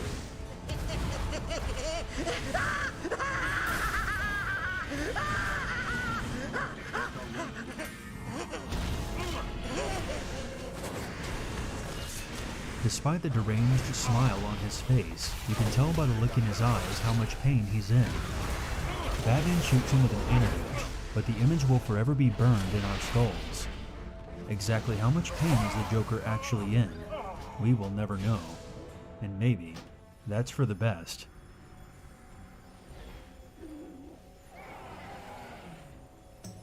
The Tapeworm, Mr. Meaty. One time, Nickelodeon made a show comprised entirely of ugly puppets selling meat to equally ugly puppets. It was titled Mr. Meaty and featured 2 teenagers, Josh and Parker, who worked at the titular fast food restaurant, getting involved in all kinds of shenanigans. The show was not received well, especially by vegetarians and parents who did not appreciate the abundance of meat and gross-out humor. The network received many petitions to end the show, which may have played a part in its ultimately short existence. Despite that, it managed to introduce a gross amount of disturbing moments during its 2-season run. The most infamous being the tapeworm in the episode Mooch Master P. The episode starts with Parker mooching off of Josh's lunch, much to his annoyance. He continues to mooch off of everyone in the food court until he has earned the title the Mall Moocher. He eventually stoops to the low level of eating the raw burgers they plan on serving to customers. However, strange things begin occurring after eating the raw burger. Parker finds that food is disappearing right before his eyes, before he can even eat it. He's unable to deliver food orders either, as those disappear into thin air. Josh records Parker trying to eat and then plays it back in slow motion, revealing that an enormous tapeworm is now living inside of his stomach, thanks to the raw burger he ate.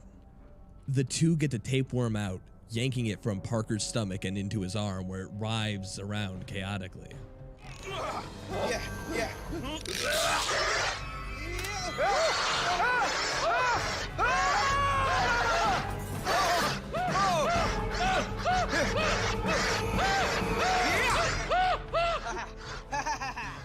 Afterwards, an Australian man comes up and asks to buy it for a zoo.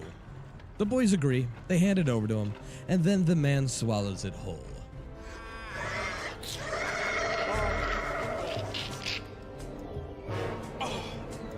That's the stuff. Ew. What the fuck?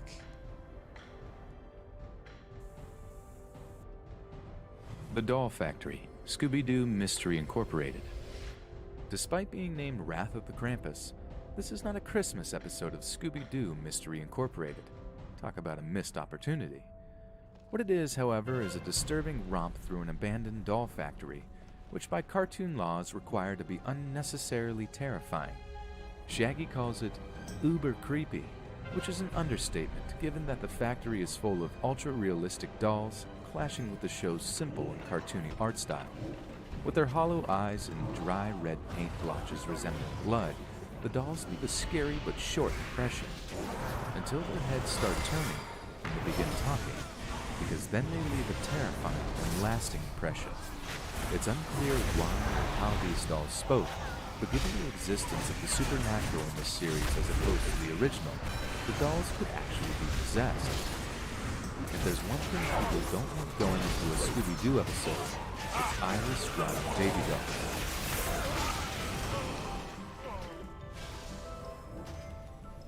The Alien Invasion, Ed, Edd and Eddy.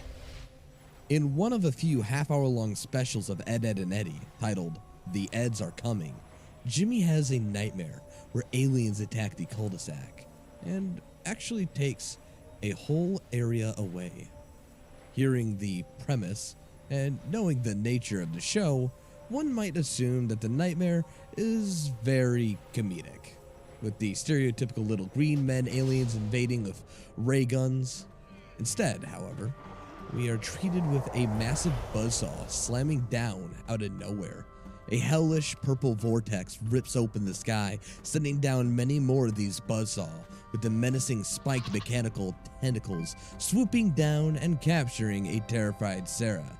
Jimmy, now bruised and beaten, desperately attempts to reach Sarah, but falls into one of the newly formed crevices, hanging on for dear life. The two attempt to reach out to one another, screaming each other's names, but it's of course no use. Jimmy's grip weakens, and he falls to his death.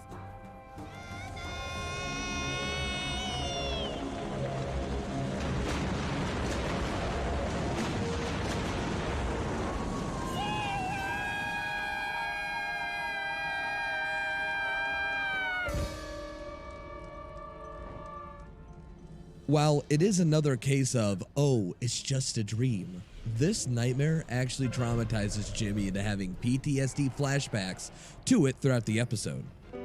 A postcard! I love postcards!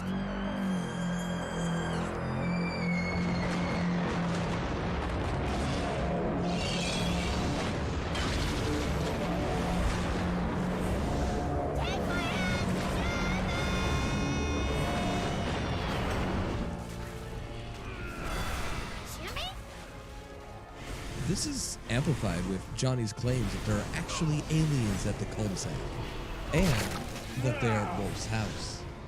Things get even freakier when they find a glowing green meteorite at the playground, and a hand pops out of it.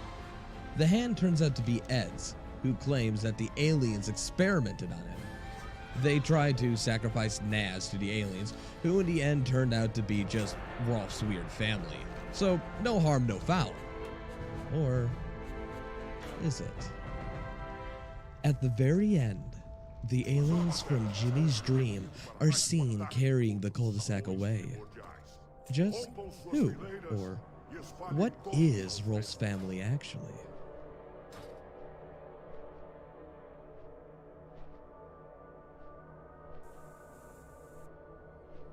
Teeth for Two, Cat Dog. In the episode Teeth for Two from Cat Dog, we get treated to a quick and nasty scene featuring everyone's favorite gross out gag in animation: skinned, bloody cats. In this episode, the two go to the dentist and discover that if one doesn't take care of their teeth, it's the others that is affected. Dog eats disgusting amounts of junk food and never brushes, yet it's Cat who gets all the cavities.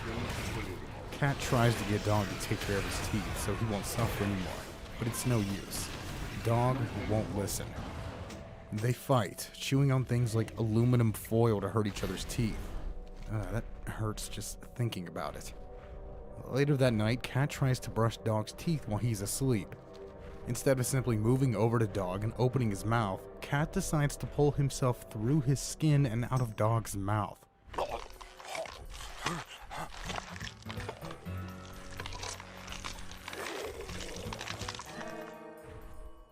Upon waking up, Dog shares the same reaction all of us would have, and is terrified. Fear turns to anger, and he swallows Cat back into his own skin, and the two engage into another food war, sabotaging each other's teeth. Cat Dog is a strange concept for a show that just barely scratches the surface of all the weird and disturbing shit the two of them are capable of. This is one of those things that we wish stayed under the surface.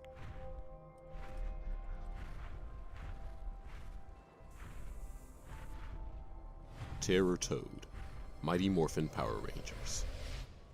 Rarely do the monster costumes in Power Rangers ever give off a creepy or disturbing vibe. They're usually unintentionally funny, if anything else. Well, Terror Toad is both funny and disturbingly creepy. In the 12th episode of the original series, titled Power Ranger Punks, the evil Babu slips a potion into Kimberly and Billy's drinks, essentially drugging them into becoming pompous douchebags. While these two are out of commission, Rita Repulsa creates a new monster to finish off the remaining Rangers, the Terror Toad. The unnerving thing about Terror Toad is not only its unsettling design, but also the fact that he eats the Power Rangers and shows their faces on his stomach.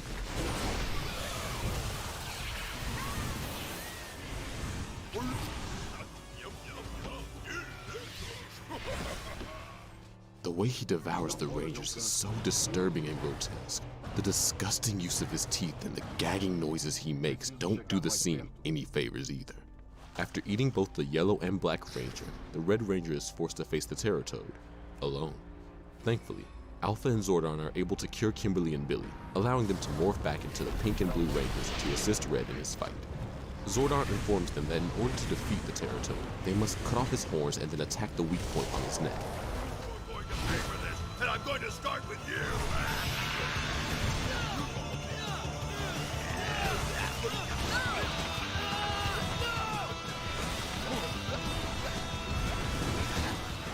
Pink Ranger shoots arrows into his throat, freeing their other Rangers, and in one final attack, they kill him by shooting an arrow in his mouth. The episode ends with them playing an innocent game of volleyball at the rec center. Talk about a tonal shift. Terror Toad never appears again, thankfully, with the exception being in flashbacks. He was also the third monster to never be enlarged by Rita's magic wand.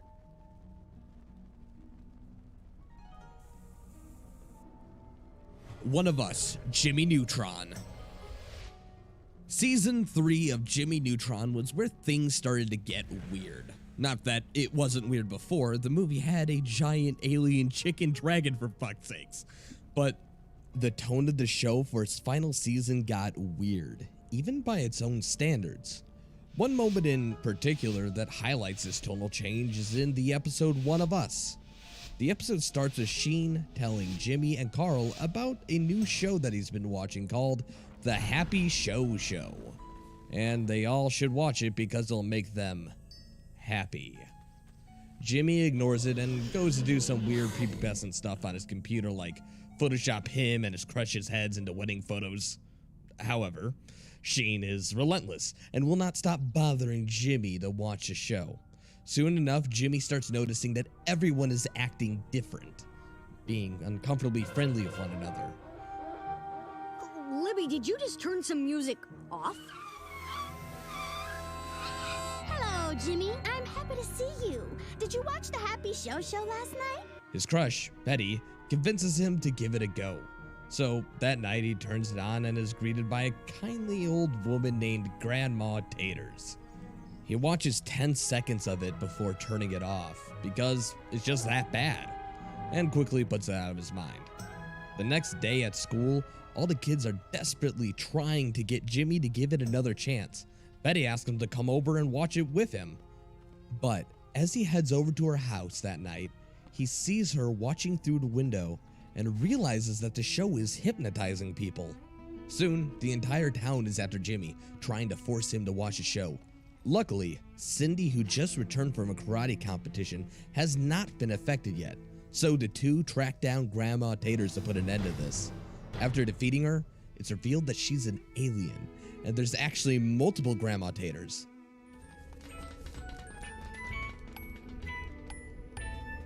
We'll be back.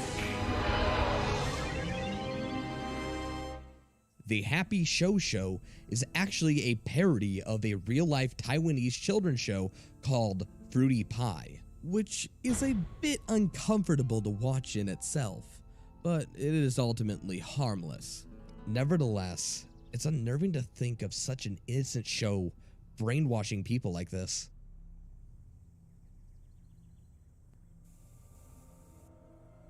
Jesse's nightmare and Michelle's nightmare, Full House. If there's one show that definitely doesn't belong anywhere on a disturbing moments list, it's Full House. The show is a living, breathing Hallmark card that doesn't seem to have a hint of malice or darkness anywhere in it. Well, despite all of that, it's on here for a reason, and those reasons are in the episodes My Left and Right Foot and The 7-Month-Old Itch Part 1. Both of these moments can be quickly explained away since they are dreams and therefore don't actually happen, but that doesn't take away how freaky they are. First up, we have Jesse's nightmare in The 7-Month Itch Part 1. Jesse is annoyed by everyone being in his personal bubble and asking too much of him. Later that night, he has a nightmare where two Michelles enter the room and start demanding that he feeds them and changes their diaper. This was at a time in the series when Michelle didn't talk, so she was dubbed by Dave Collier, putting on an uncomfortable, squeaky voice. Change me. Feed me. Change me. Feed me. Feed me. Change me. Feed me. Change me. Feed me. Change me. Feed me. Oh my God, there's two Michelles. They're multiplying! The rest of the family then shows up, making annoying and ridiculous requests with a fisheye lens camera focusing on their faces, distorting them and making them look very unsettling. Help me with my homework. It's your turn. You're their uncle. You could be so happy. Charge me, feed me. Charge me, feed me. Charge me, feed me. Our second nightmare comes in My Left and Right Foot, where Michelle starts to get self-conscious about how her feet are growing larger. We're then treated to a nightmare where her feet grow to a ridiculous size on screen, accompanied by a gross stretching noise. The feet continue to grow until they're the size of the entire room. The family is terrified, and the only reasonable thing they can think to do is tickle them. Michelle wakes up screaming, thankful that it was just a dream. She pulls away her covers to see that her feet are still enormous, much to her horror. Thankfully, that was a dream too.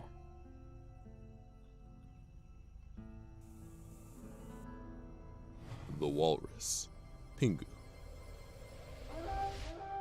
The Walrus is a very mysterious character, only appearing once in the entire series in the episode Pingu's Dream. Throughout his dream, The walrus follows Pingu in what he thinks is a playful manner. To Pingu, however, this is very frightening and upsetting, given the size and demeanor of the walrus.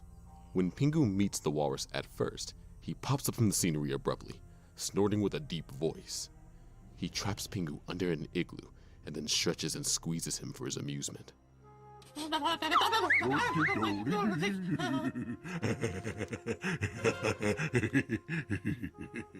Afterwards, he takes Pingu's mattress and starts eating it.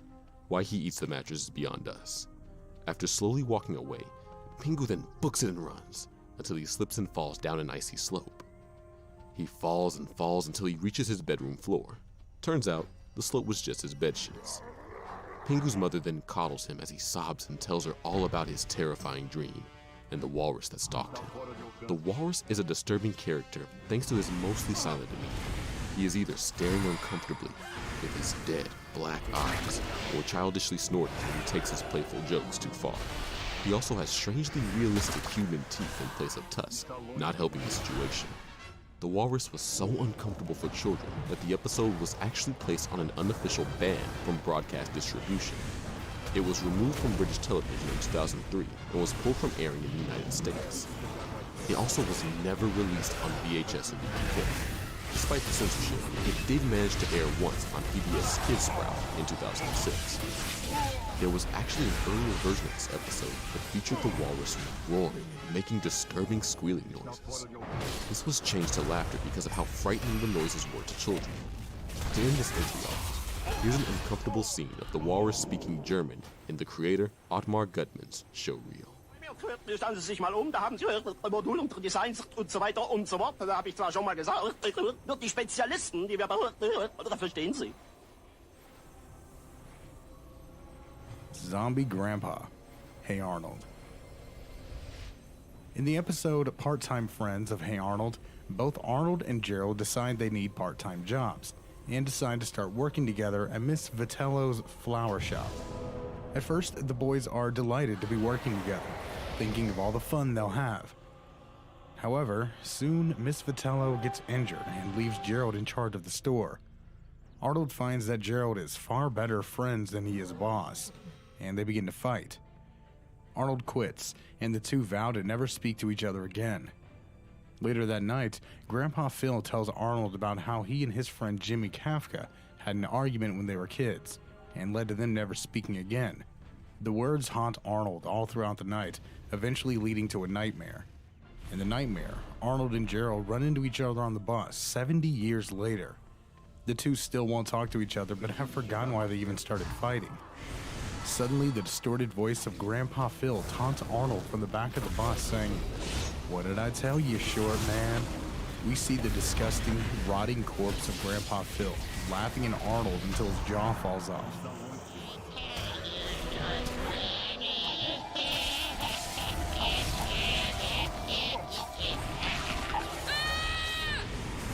What the hell? Why did that need to be there? It certainly does its job by scaring Arnold into forgiving Gerald and helping out with the shop, but why is Zombie Grandpa such a dick? And why is he on the bus? Where is he going? I guess we'll never know. Frankly, we shouldn't know.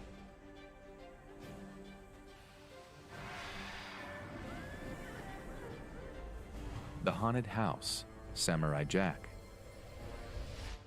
It's difficult to classify if Samurai Jack truly is a kid's show or not. The first 4 seasons aired on Cartoon Network, and while it was violent, it was never too much to cross over into the adult territory. Of course, Season 5 changed all that with blood, swearing, and other adult themes, airing exclusively on Adult Swim. Given the more subdued tone of the first 4 seasons, though, and the fact that many children watched it, this moment from the Season 3 episode Jack in the Haunted House deserves to be on the list. While alone at night, Jack encounters a sobbing little girl. She runs away as he approaches her, and he follows her to an old house. While in the house, Jack experiences several visions of the people who once lived there and the monster that attacked them.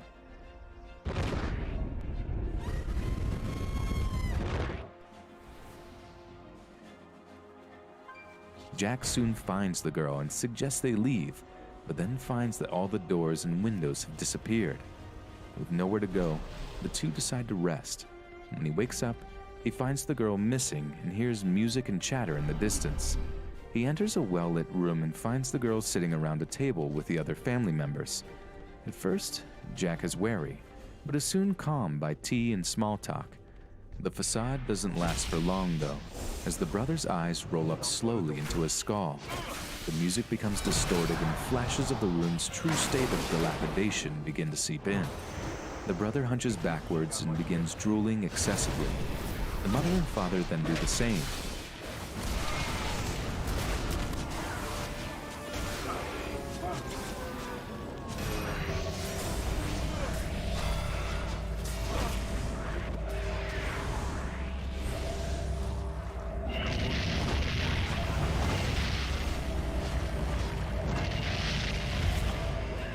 A shadowy substance bursts out of their mouths, destroying their bodies and turning into a demon. In the end, Jack defeats the demon and sets the family members free. But that happy ending does not erase the horrific tone and setting for the majority of the episode. Everything in this episode feels off, from the lack of background music to the way the demon is animated. The fact that we never learn who or what the demon is, or where it came from, is equally unsettling. Unlike Aku and the other villains, the demon is given absolutely no comedic moments.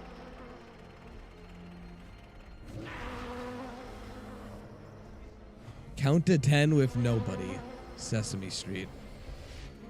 Most shows on this list have been aimed at kids around the age of 10. While still children, they are capable of handling scary moments from time to time. But what about a show aimed at preschoolers like Sesame Street? The character Limbo, also often referred to as Nobody, was a Muppet who disappeared almost as abruptly as he was introduced. He is made up of two floating eyes and a mouth over a black background, speaking with a deep and calm voice. That's 10. Once again, let's count to 10. In Sesame Street, he appears to teach children about counting. He wasn't initially created to be on that show. Jim Henson originally created Limbo for his surreal short film titled Limbo, The Organized Mind. Let me show you how it's done, in case you want to try it. Now, when you first come to the brain, you have to pass through the medulla oblongata. That's where things like breathing and the heartbeat and glands are controlled. Where the character talks about the human subconscious over images of fog and cockroaches. Why he made the switch to Sesame Street is beyond us. Maybe Henson doesn't want his puppets to go to waste. It is pretty cool. I, however, do not think that this is something that 2-year-olds want staring into their souls.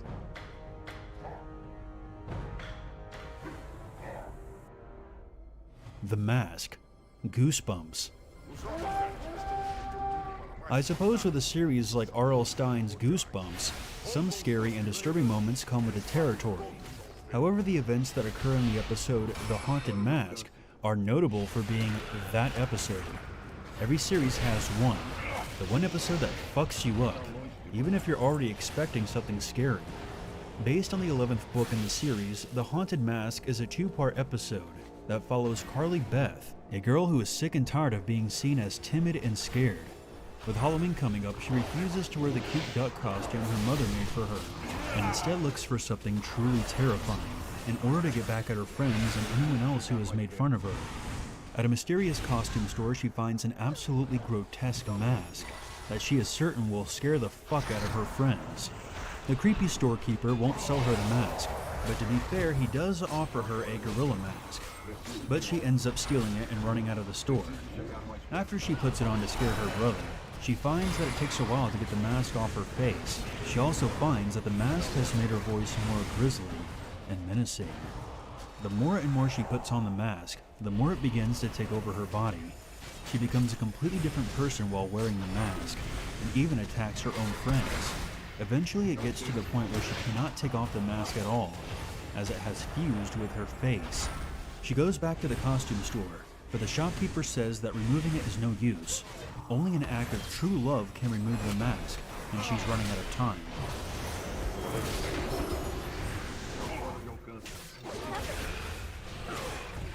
What are they doing?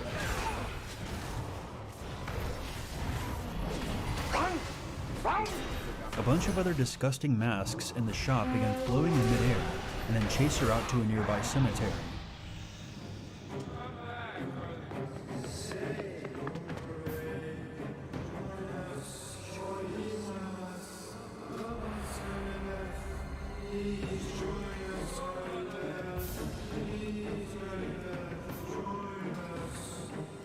She then realizes that the act of true love that can remove the mask is the equally ugly and disturbing mold of her head that her possibly psychotic mother made for her.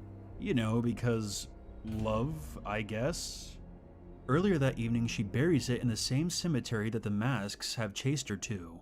Long story short, she exhumes her replica head, and apparently it's so fucking creepy that the evil, floating, disembodied masks that are chasing her get scared off.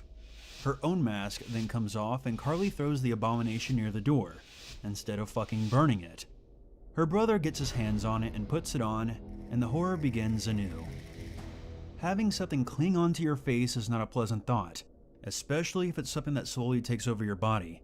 Masks in general are made of latex, smell gross, and irritate the skin.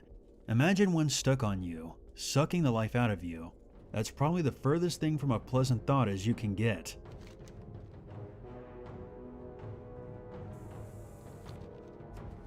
Boris and Linka's drug addiction. Captain Planet. Despite being brought up in previous videos on this channel, it would be criminal to not talk about the episode Mind Pollution from Captain Planet on this list.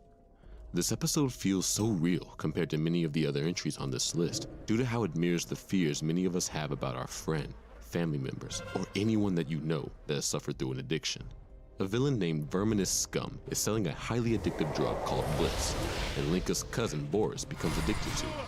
While Bliss is a made-up drug, it's a simple pill that one takes, making his connection to real-life drugs evident.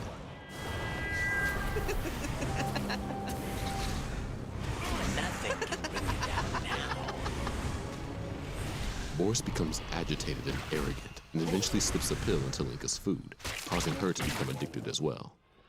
Eventually, the Planeteers have to fight off a Bliss-addicted crowd, desperate to do anything that Scum says for more Bliss. Linka, stop taking that stuff! It's poison! No, I need this. Without it, I cannot imagine the pain. I need more. During the chaos, Scum gives Boris a whole bottle of Bliss in exchange for killing the Planeteers. He promptly downs half the bottle and overdoses, dying almost immediately. This killed him. I'm sorry. No, you are lying. Boris, it's me, Linka. Wake up! Linka, he's dead. No, no, no! Oh, dealer! While most of the commentary about drug addiction can be a bit on the nose, as is the way with many PSA episodes of older cartoons, the parallels to real-life drug addiction is rather haunting. Seeing a main character like Linka become pale, with sunken cheeks and baggy eyes is disturbing and upsetting. Bliss seems to be related the closest to meth, given its immediate addictive appeal and giving the user its effect of feeling no pain, at least for a little while. The Bliss users are able to smash windows with their bare fists and feel nothing, similar to the adrenaline rush of meth.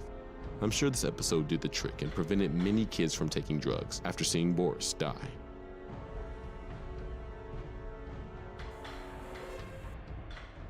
Frybo, Steven transforms into cats, and the Cluster from Steven Universe. Steven Universe is a show known for pushing the boundaries of what is commonplace in animation. But with that, we see the darker side, the more disturbing and terrifying aspects. In the episode Keeping It Together, we are introduced to gem mutants, hunks of cracked gems crudely put together and forced to fuse. When they take on the physical form, they appear as a deformed, disgusting creature, looking for more gems in order to complete themselves. Upon seeing them for the first time, Garnet has an emotional breakdown, stating that they were forced together. They were forced to fuse. This is wrong. I'm sorry. No, no, Garnet! You're coming undone! So yeah, essentially, rape. It is increased tenfold later when we meet the cluster, the final product of the gem mutants. It is made up of thousands and thousands of broken gems at the center of the earth. They are constantly in pain, screaming and arguing eternally. So moving away from moments that are showing the darker sides of social elements, there are a few moments that are just downright scary in their own rights. In the episode Frybo, we get treated to the character, well, Frybo. The fast food mascot was creepy enough already, but then it becomes sentient. It grows veins and tentacles and begins force-feeding people French fries. When attacking or in pain, the noises he makes are just downright demonic.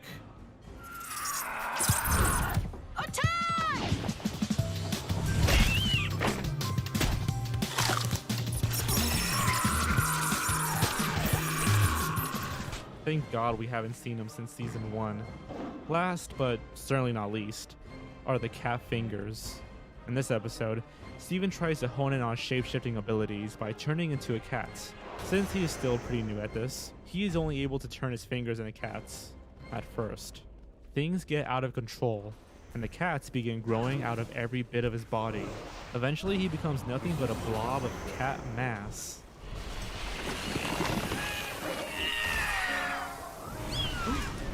Steven? Dad! Help! The cat fingers are taking over my body!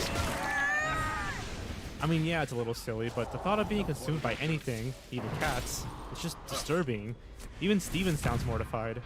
Since then, Steven hasn't really messed around with shape-shifting anymore, and that's probably for the best.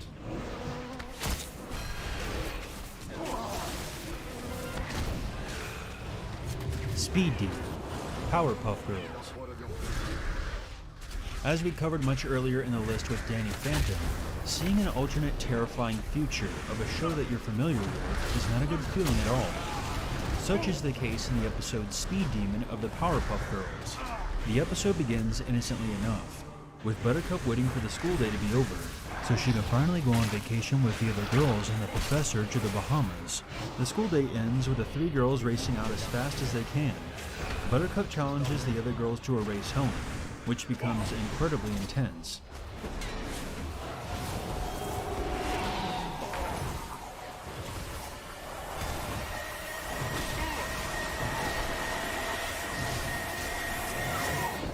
They finally make it to the lab and go in, but inside they find an old and miserable Professor Utoni.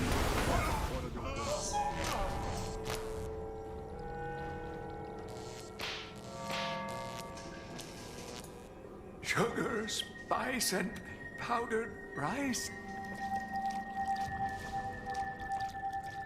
No, darn! Why didn't I write it down? He is desperately attempting to create a new set of Powerpuff Girls, but without success. Upon seeing him, he chases them away, calling them nothing but hallucinations. After running from the lab, the girls find that all of Townsville has become a desolate wasteland. They go to the town hall to find an old and insane Miss Bellum, mourning over the now dead mayor. Upon getting close to her, she yells at them to get out, stating that the mayor is hers. Next on their stop is the kindergarten, where they find an old and senile Miss Keene, who waves endlessly, repeating the same sentence over and over. The girls find out that they have been transported 50 years into the future. A menacing laugh looms over them, the one and only laugh of him. He explains that they went forward in time, and the whole world went to heck. The girls take out their anger by beating the ever-loving shit out of him, but it doesn't even faze him. He just gets back up like nothing happened. He then grows to a monstrous size, showcasing his dominion over the post-apocalyptic Townsville. Soon all the zombified and senile citizens of Townsville come out, chanting, "You did this," surrounding the girls. Him states that he simply took over, but it was the girls who abandoned them. The chanting and music get louder and louder until the girls cannot simply take it anymore and run away as fast as they can. Thankfully, they find themselves back in their own time, with everyone back to normal. The girls rush to tell the professor everything that happened. He then comes to the realization that Townsville cannot survive without the girls, not even for a week in the Bahamas, and thus, the day is saved and the vacation is canceled. This episode is just very upsetting, given its mood whiplash from the rest of the series, and seeing all these characters that we know and love becoming old shadows of their former selves. It wasn't just a dream either. This was a very real experience.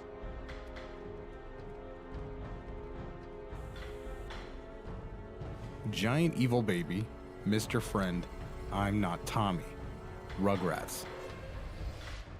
As we mentioned earlier in the video, Rugrats is full of disturbing moments. Given that the series is shown in the eyes of babies, it makes sense that the world we see can be frightening and unusual, as babies don't have the knowledge and sense of the world that we adults do. Having said that, there are some fucked up things in this series that would make even adults lie awake at night. That's why we're looking at a few choice scenes from the series, since there were just too many to choose from. First up, from the episode Angelica's Worst Nightmare, we were treated to the worst thing Angelica's imagination can muster up: a new baby brother. So you're the new baby, huh? That's right. I'm the new baby. I'm the new baby and you're the old baby, see? And you better get something straight right off the bat. There ain't room in this house for the both of us. But this baby is a massive, drooling, and obnoxious tyrant who ends up eating her. Yikes. I wonder what a toy car would taste like. No, please! I'm your big sister! Well, now you're num-nums. Next up, we have the mysterious Mr. Friend, which featured the titular Mr. Friend, an animatronic clown robot that Stu designed as a toy for the babies. Unfortunately, like any normal child, they are terrified of Mr. Friend, and so were we, the audience. Not only is one of these hellish dolls bad enough, soon enough there were tons being developed in the basement. A massive battle scene takes place where the babies fight like hell to decimate the robot clowns, finally laying Mr. Friend to rest. However, one survives and finds its way to Angelica, who finds him fun and exciting. Match made in hell, it seems. Lastly, perhaps the most infamous, disturbing moment in Rugrats comes to us from the episode In the Dreamtime. In this episode, Chucky is having trouble distinguishing reality from his nightmares. While in one of his nightmares, a confused Chucky asks Tommy what's going on. Hey, Spike's not supposed to talk. What's going on, Tommy? I'm not Tommy. This moment terrified a generation of children and resulted in nightmares galore. And if that wasn't enough, they bring back the scene at the end with a fake Stu. Stu, I didn't know you were coming over. I'm not Stu.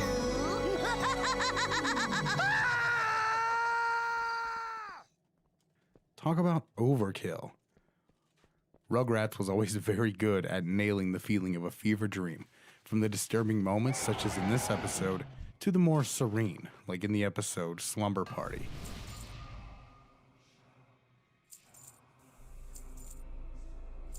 Clown Nurses, Lemon Grab Eats Lemon Grab, and The Deer from Adventure Time. Adventure Time is bizarre, to say the least. It is definitely one of the most influential cartoons in the past decade, for sure, and that's due in part to its unique sense of humor. That sense of humor is often very weird, dry, and messed up, and sometimes it can go a bit too far and end up in the more disturbing territory, where you question if this was meant to be funny or pure nightmare fuel. We'll be looking at a few moments as opposed to just one, because there's just too many to pick from. The first moment comes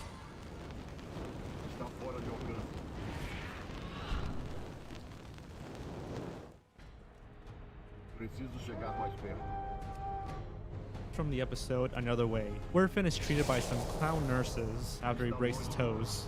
Surprisingly, the clown nurses are fucking terrifying, and state that smooches are the only way to cure him. We get a nasty, seizure-inducing close-up of the clown nurses laughing, stating that it's the only way. It's the only way.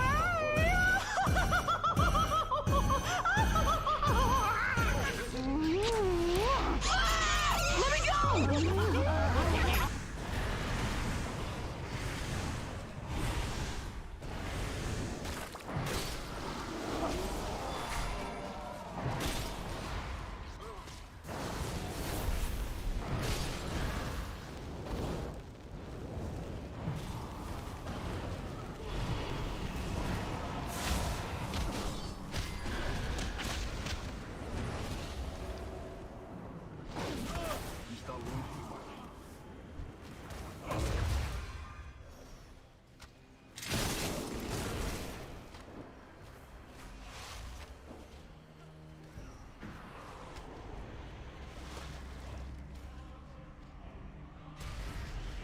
It's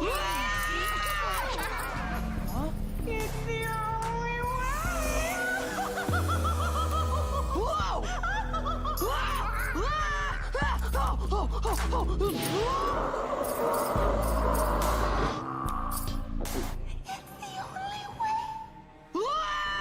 Yeah, this episode didn't really do clowns any favors. Our second moment comes from the episode Another 5 More Short Graybles, which is, more or less, a series of short stories strung together with one overarching theme. One segment revolves around Lemongrab and his brother Lemongrab 2 arguing over what their toy lemon doll should do next. Lemongrab 2 thinks he should go to bed, while Lemongrab 1 thinks he should dance. After a struggle, the doll breaks, and Lemongrab 1 freaks out.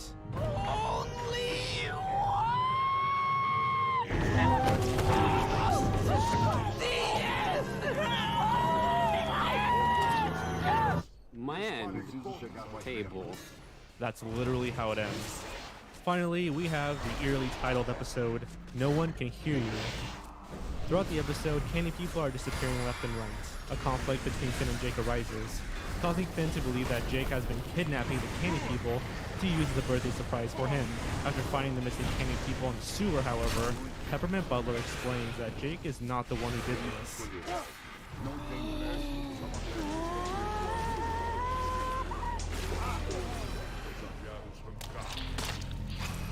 I'm so sorry. You did not do this, Jake. What? Then who did? It was him. It turns out that the true culprit was this deer. Free deer!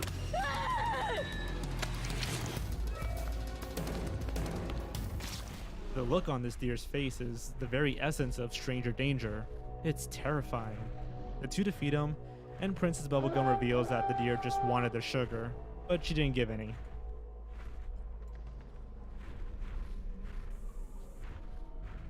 Tom and Jerry commit suicide. Tom and Jerry. This is a moment we've talked about time and time again, and for good reason. Despite its age, it is held up as one of the most disturbing moments in cartoon history. In the episode Blue Cat Blues of Tom and Jerry, the episode starts right off the bat with Tom sitting on the railroad tracks, waiting for death. Jerry watches from a bridge above, knowing that when he gets home, his friends will ask why he didn't try to stop him. Well, Jerry believes that it's better this way. We get treated to a flashback where we see Tom falling for a beautiful white cat. The two begin going out and everything seems great. That is until she meets Mr. Butch, a much wealthier cat. She leaves Tom and immediately goes with Butch, leaving Tom heartbroken and Jerry in a state of, I told you so. Tom desperately tries to win her back, buying her gift after gift, but it's no use. Butch's gifts are far nicer and fancier. Heartbroken and broken in general, Tom falls into a deep depression and begins to drown his sorrows in milk, treated much like alcohol here. Jerry begs for him to stop, but Tom lets himself go down the gutter, literally. Jerry resuscitates him, but as soon as he wakes up, he sees his former girlfriend and Butch driving by in a car that says, "Just married." And so we're left back where we started, with Tom sitting on the railroad tracks. Jerry thinks to himself about how his own girlfriend would never do such a thing, as she's always been faithful. Well, just then, his girlfriend drives by with another mouse in a car that also says "Just married." Jerry goes down to the tracks and joins Tom, waiting for death. The episode ends as we hear a train whistle getting louder and louder. What a dark and disturbing subject for an episode. Suicide and depression is not something you'd think to ever associate with Tom and Jerry, but yet here it is, a full episode dedicated to it.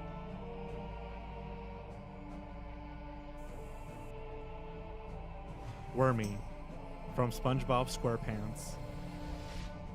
Oh God, does this one always freak me out. How can you terrify a bunch of children just in a few seconds? Easy, just throw in a little bit of reality and you're golden. In the season 2 episode Wormy, SpongeBob and Patrick take care of Sandy's pets while she's out of town.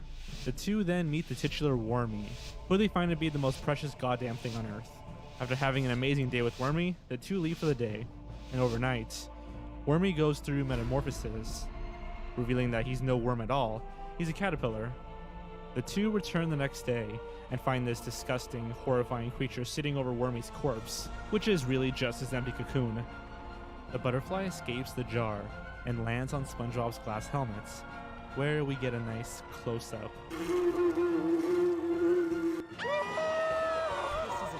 And then another one. And then again.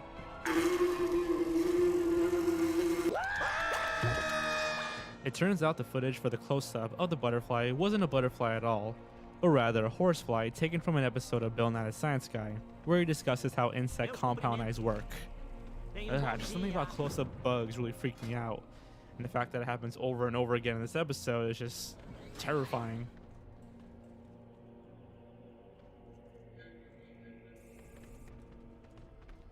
The Shapeshifter / Ancient Sins, Gravity Falls. Gravity Falls is a show that is riddled with dark and disturbing themes and imagery that flies right in the face of the pure family-friendly image that Disney projects. I mean, in the finale, Bill Cipher straight up states that he's going to turn the children into corpses. Not so fast! You two wait here! I've got some children I need to make into corpses!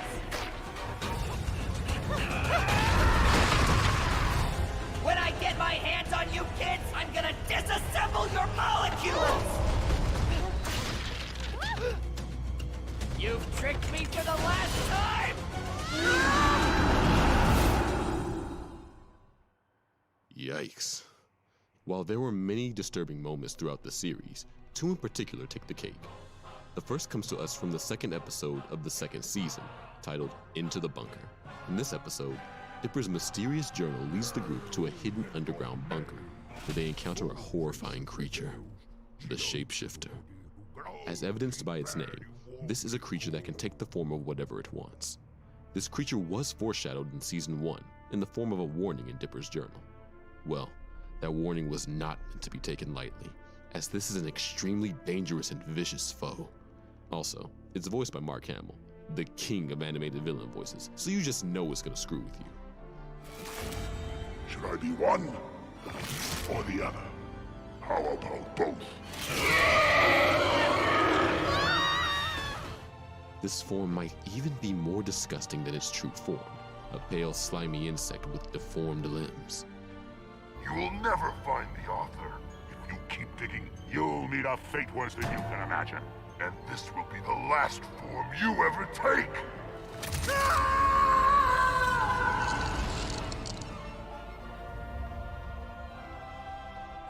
Good luck sleeping tonight.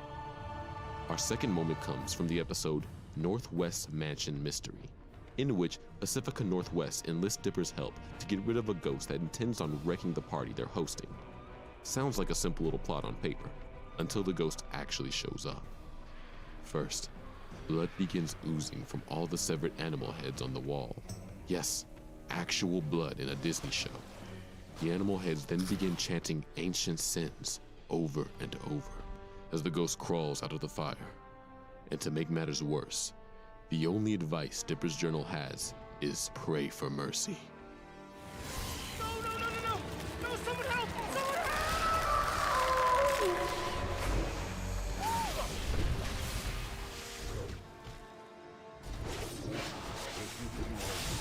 Knuckles' hallucination, the cat, Flapjack's nightmare, and the end of the world. The Marvelous Misadventures of Flapjack. The Marvelous Misadventures of Flapjack is a show that takes pleasure in making its audience uncomfortable and grossed out. From its constant use of hyper-realistic close-ups and the unsettling dark humor, it seems like the show was just made for this list.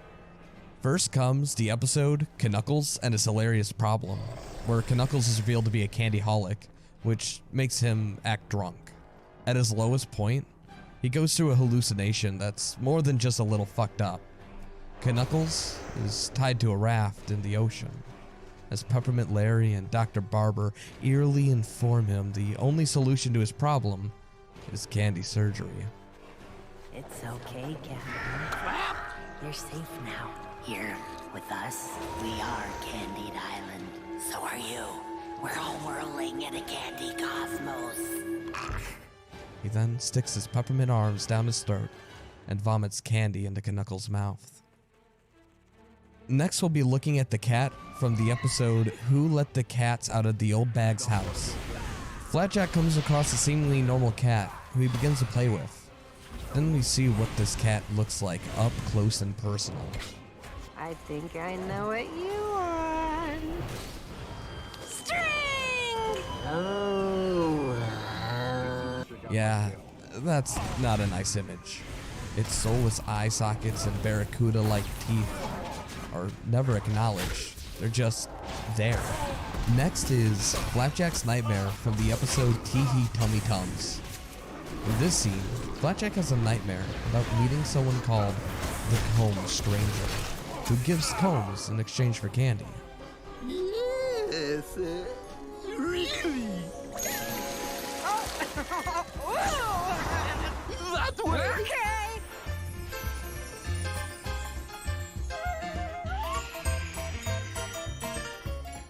The exchange between the two is pleasant enough at first, with Flapjack thrilled to be receiving a free comb. The mood quickly changes once the Comb Stranger states it's for getting bugs out of his hair. Oh, this is too much. You'll need it to get the bugs out of your hair.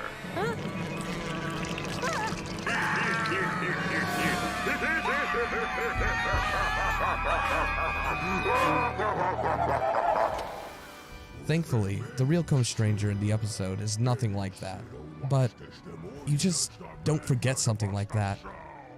Lastly, we'll be looking at the end of the world from the episode How the West Was Fun.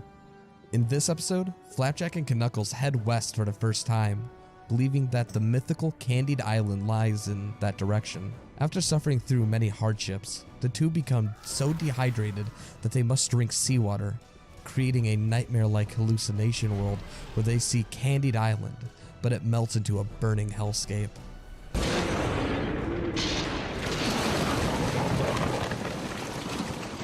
The whole world becomes as red and black as a Virtual Boy, while the two desperately try to get away from the now growing hole that Candied Island melted into.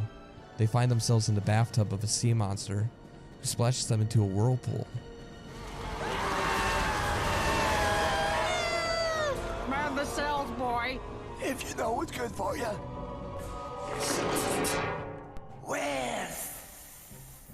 There sure are a lot of terrifying hallucinations and dreams in the show, aren't there?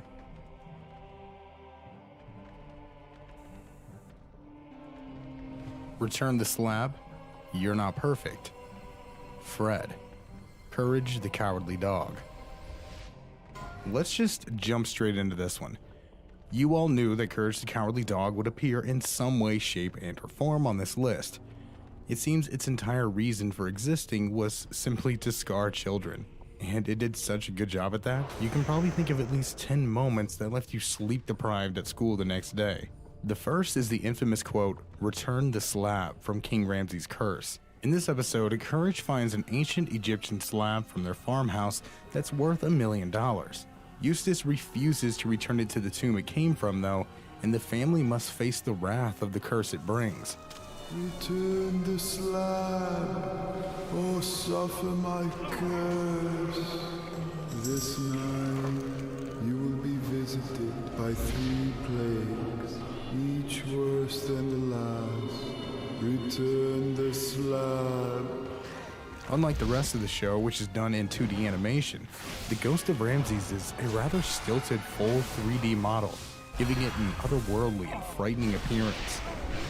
Given that the episode aired in 2000, the TV CGI wasn't what we know now, so the models were slightly more clunky, uncanny.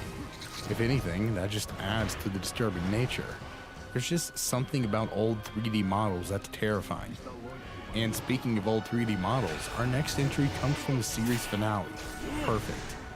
This episode has an evil school teacher named the Perfectionist to come and try and make Courage perfect. Only Courage can see her, implying that she's part of his imagination. Courage undergoes a good amount of stress trying to be perfect, and soon finds that he can't sleep without nightmares of imperfection. Specifically, this one.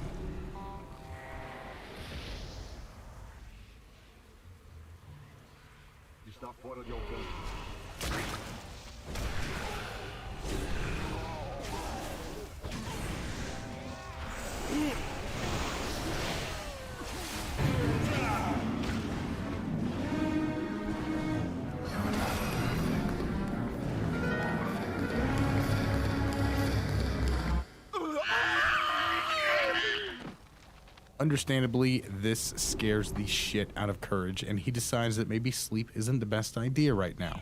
This thing just comes out of nowhere with its clashing animation style, abstract design, baggy eyes, and soft whispering voice.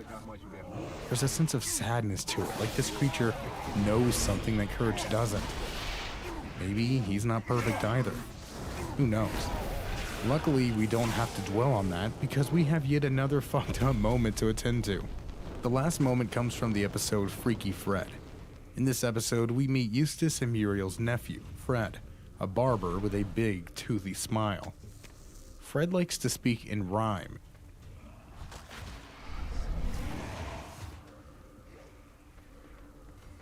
And shave people against their will. In fact, he's absolutely obsessed with it. When he pins down Courage and shaves him, a disturbing children's lullaby plays, giving the whole scene a serial killer-esque vibe.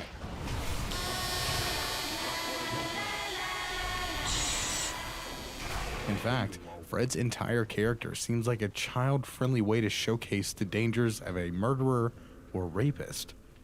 Someone who can't control their compulsive behavior and give in, despite who it hurts around them. He seems to feel no regret afterward, which gives off a sociopathic vibe. All in all, Courage the Cowardly Dog made its name on disturbing moments. It's only right that we honor the ones that fucked with us the most.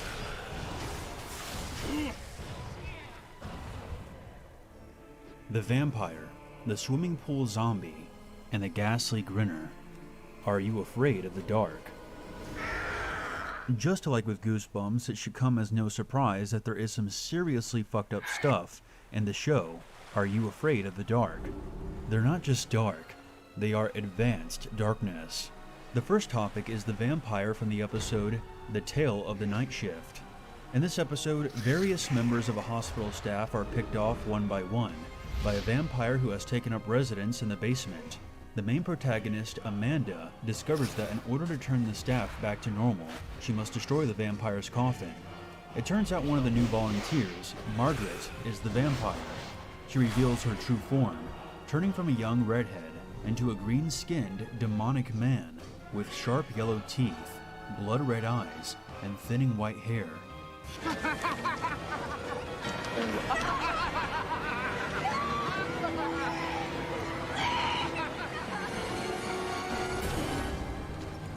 No. The old-fashioned way is best. Luckily, they defeat him by burning his coffin, causing him to spontaneously combust and flail around desperately before throwing himself off the roof of the hospital to end his suffering. Next is the infamous swimming pool zombie from The Tale of the Dead Man's Float. The episode begins with a young boy being dragged underwater and drowned by an unseen force in his school swimming pool. It turns out that the pool is built on top of, you guessed it, a cemetery. They forgot one of the bodies when transferring the graves, and now he's out for blood. It's...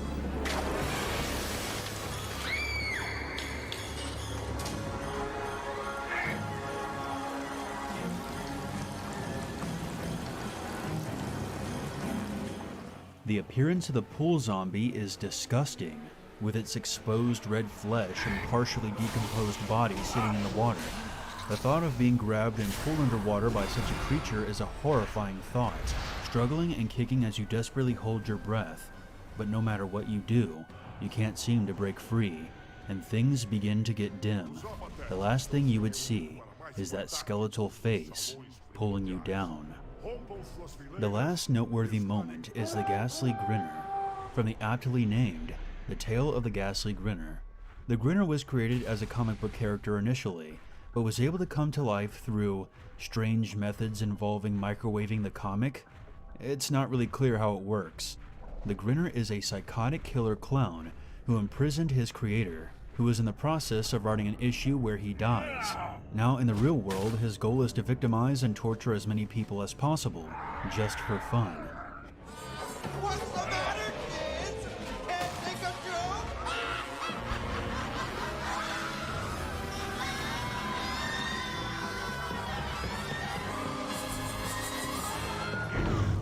He feeds off their emotion and causes them to go insane, leaving them a brainless, laughing, drooling mess. The character is very much like the Joker from Batman, but in a more supernatural way. While the Joker manages to be both funny and scary, the Grinner is just simply scary. But man, he is good at that. I'll leave you with a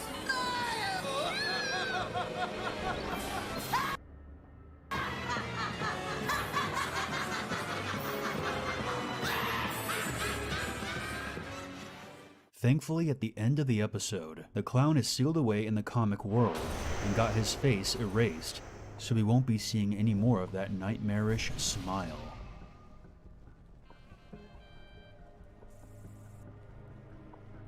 Ren contemplates murder, Ren describes murdering Stimpy, and Ren is happy. From Ren and Stimpy. Holy shit. And this is it. The top dog of disturbing, the peak of dark moments, the absolute king of fucked up shit in a kid's show. Ren from Ren and Stimpy. Just Ren.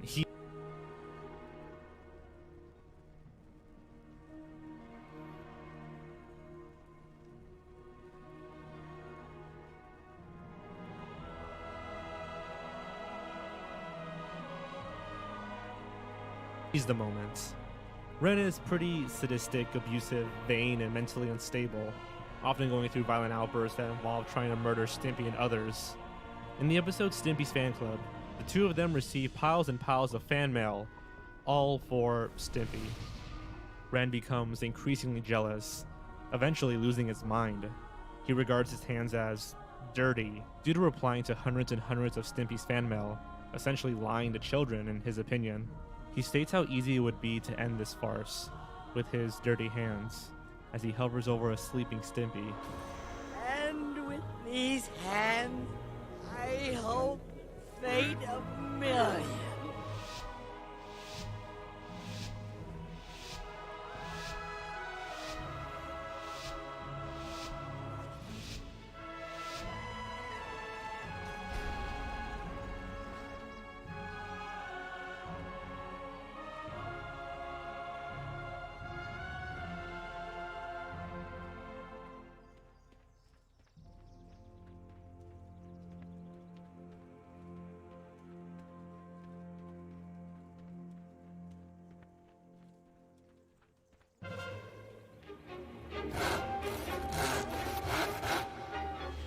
Just one quick twist, and it's over.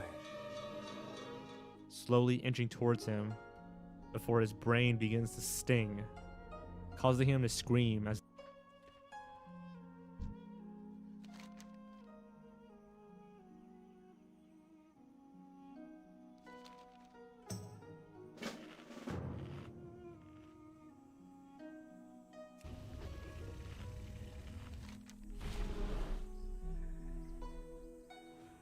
the fires of hell rise up and consume him.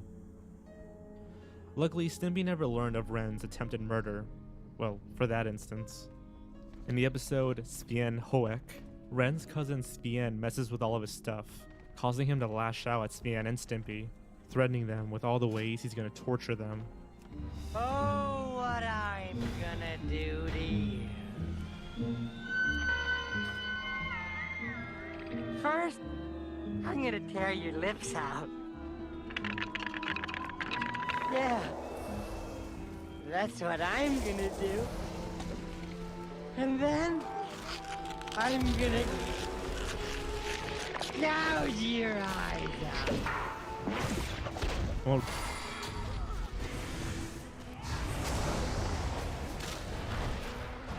what really makes this scene terrifying is how calm Ren is throughout the entire thing. speaking slowly with a little bit of a smile on his face. It really shows how sadistic he is.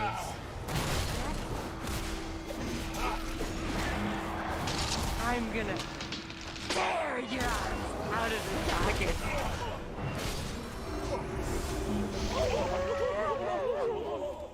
He goes to take a whiz before he acts on it. And luckily the episode ends after he gets electrocuted by whizzing on their favorite board game, Don't Whiz on the Electronic Fence. All's well that ends well, I suppose. Finally, even Stimpy realizes how unhappy and disturbed Ren is, and tries to help him out. In the episode Stimpy's Invention, Stimpy creates the Happy Helmet, which is meant to control Ren's emotions and keep him happy all the time. Hey, what's happening to me? No, got to fight it. Stimpy, I'm so happy. I must go do nice things. This brings on one of the most well-known scenes of the entire series, Happy Happy Joy Joy. As Stimpy plays his favorite song for Ren, it's obvious that he's still in pain and desperately wants to take the helmet off. See how I love to clean filthy cat boxes.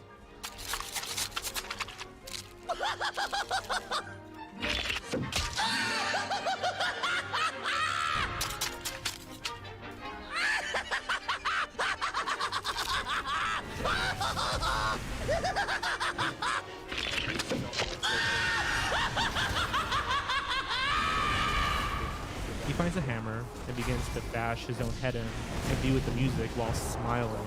With the helmet now off, Ren grabs Stimpy by the neck, more angry than he's ever been before. Luckily, he realizes that he loves being angry and thanks Stimpy for helping him realize that. It's pretty amazing how much the show got away with, to be honest. It boggles my mind. It's hard to tell where the line was drawn with the show, but there most certainly was one, as they felt the need to make an adult-oriented spin-off titled Ren and Stimpy Adult Party Cartoon. Regardless, Ren and Stimpy, in my opinion, is one fucked up show.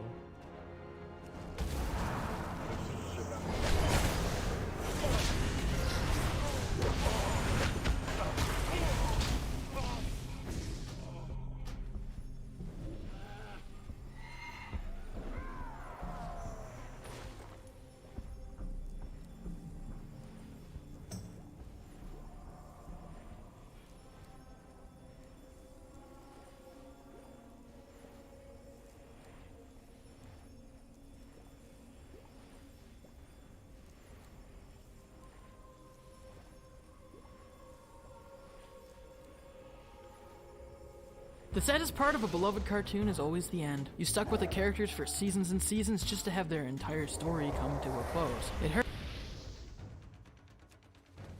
hurts, but you just have to move on. Or you can do what I did with The Office and continue to rewatch it until you shut everyone else out of your life.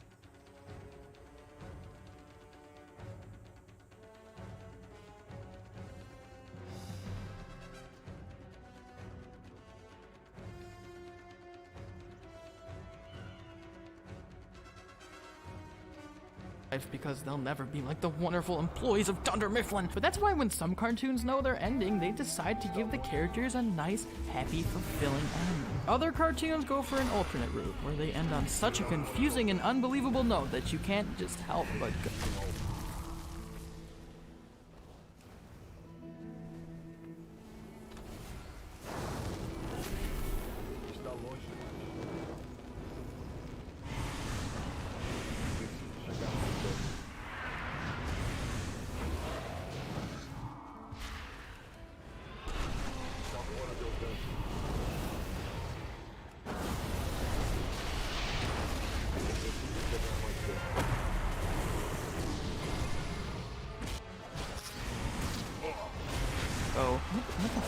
These are the endings you didn't see coming. The endings that don't match the tone of the rest of the series. The endings that completely throw curveballs at the last second and make you wonder what's going on behind the scenes. These are the top 10 WTF endings in cartoons. I'm your host, Retro Nemo. Now, obviously, this is a disclaimer for the spoilers, as we will literally be talking about the endings of these shows, so if you don't want these shows spoiled for you, head out. Or just watch the whole series so you're caught up. it's up to you. Let's get started with the list. Remember the original Teen Titans, the one that everyone loved? There was no cutesy comedy or hyperbolic versions of the characters. This was raw action, drama, characters with layers to them, and Eastern animation influences through the roof. No wonder it was a hit, and while I don't hate Teen Titans Go by any means, I find the hate surrounding it to be more annoying actually. I can't deny that the original show was just a better series. So how does such a massive show with multiple developing storylines, character arcs, and lore decide to wrap up?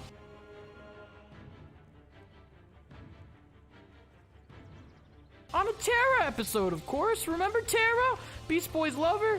She was from the Earth Kingdom or something and made rocks move. She did some stuff with Slade, but she's still cool. Yay, Terra episode, woo! Yes, that's right, dear viewer. I'm sure you remember this one. The episode followed a thirsty Beast Boy chasing after a girl he thought was Terra. However, this girl claims she remembers nothing of her past or any of the series events, and that she's not Terra. Beast Boy is frustrated and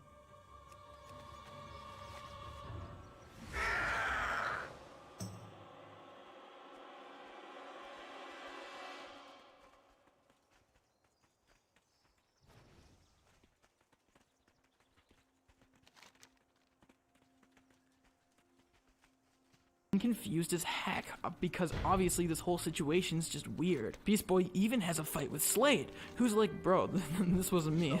So if it wasn't Slade, who did this? Why is Terra suddenly a schoolgirl with amnesia? Well, I'll tell you. There is no answer. Really, this episode ends on the most underwhelming note ever.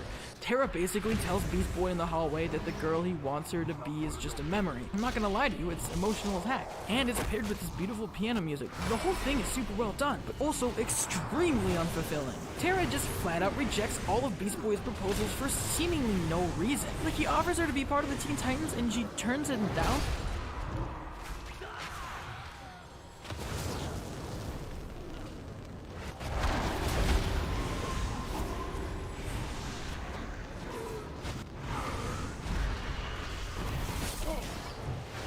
For an algebra test? What? And then she just walks away. Beast Boy has to leave and just accept this depressing ending. What comes next is nothing. The series ends here. Sure, there was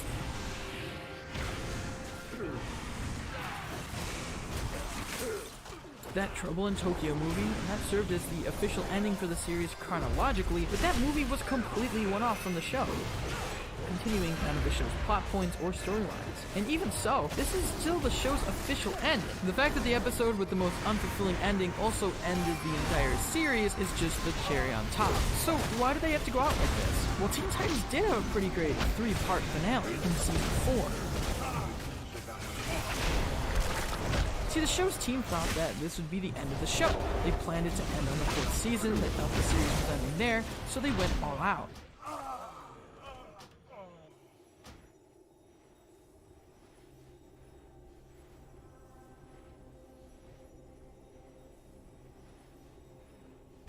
With an incredible finale with all your favorite characters, a big battle, it was great. It was literally called The End. But then CN threw them a curveball by greenlighting another season, so they rolled with it and made another standard season of Teen Titans. No big ending this time. Then Cartoon Network was like, okay thanks, and canceled it out of nowhere. To this day, it's not entirely clear why. The team had the carpet pulled out from underneath them, and suddenly this mediocre season 5 ending was now the final note of the entire series. And their planned out 3-part ending will forever be just the season 4 finale. Super tragic if you think about it. My answer to anyone else who's like me and disappointed by this, just watch season 4's finale like it's the series finale. It's much better that way. And with a Teen Titans original remake possibly in the works, we might finally understand what's happening with Terra. For now though, this is just a disappointing WTF ending.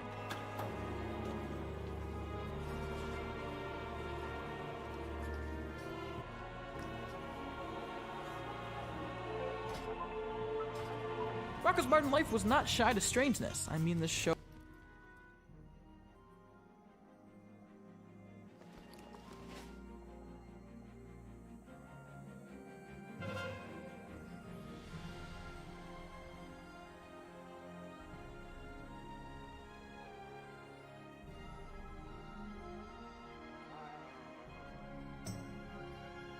about a kangaroo in the real world and a cast of friends who I can't even discern what animals they are, this thing was weird, but at the same time incredible and one of the most iconic cartoons of all time, especially from its era. With a reboot on the way, it's looking like Rocco isn't going anywhere anytime soon. But that wasn't the case in 1996 when the original series ended, and the episode it ended with was odd even for Rocco. The thing that made the finale so out there was a canon in-universe time skip, but let me take it from the beginning. The episode starts 17 years in the future. Filbert's future children find an old banana in the freezer. They take it to their father to explain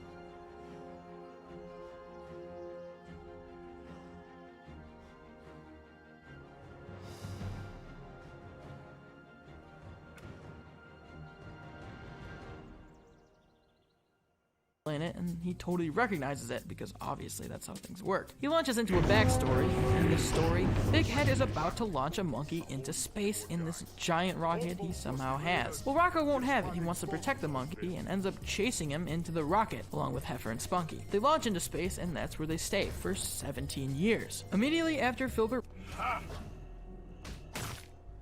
wraps up his story, the rocket lands and they all run outside to sea. Rocco and crew come out unaged because space and they reunite. Then the banana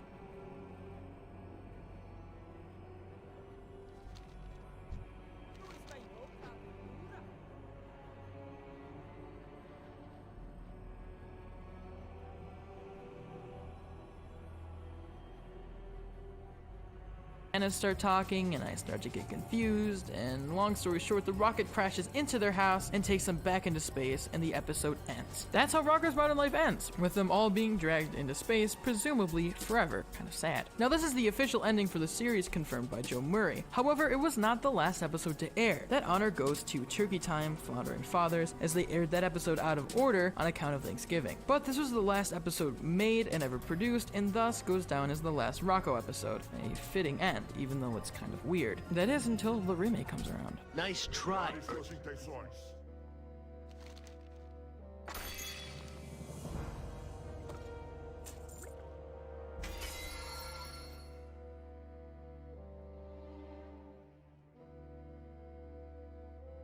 Frog. What are you talking about? You might have gotten away with it if you'd taken the sticker off first. But I don't understand. I never...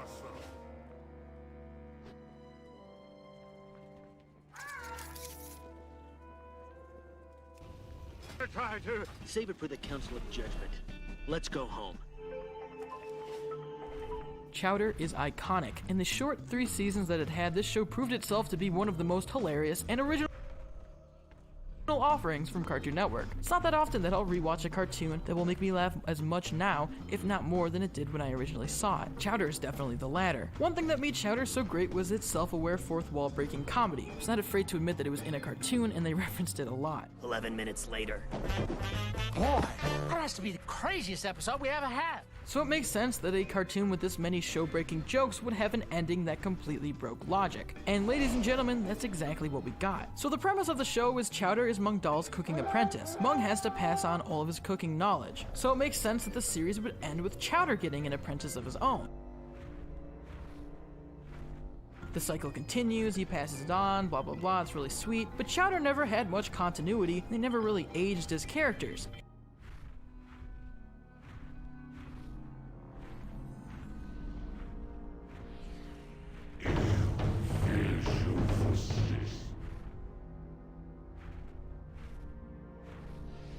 It would be hard to do that without a massive time skip, so that's literally what they did. In this episode, Chowder sings a song literally about how he doesn't want to grow up, and in that song, he holds a note for 20 years. Chowder realizes it's 20 years in the future, and Mung and Truffle are retiring. He spends time trying to find a new apprentice, meanwhile realizing that not growing up has ruined the lives of everyone around him. He finally settles on a young turtle named Scraps who hides in his box as an apprentice. He's just adorable, oh my goodness.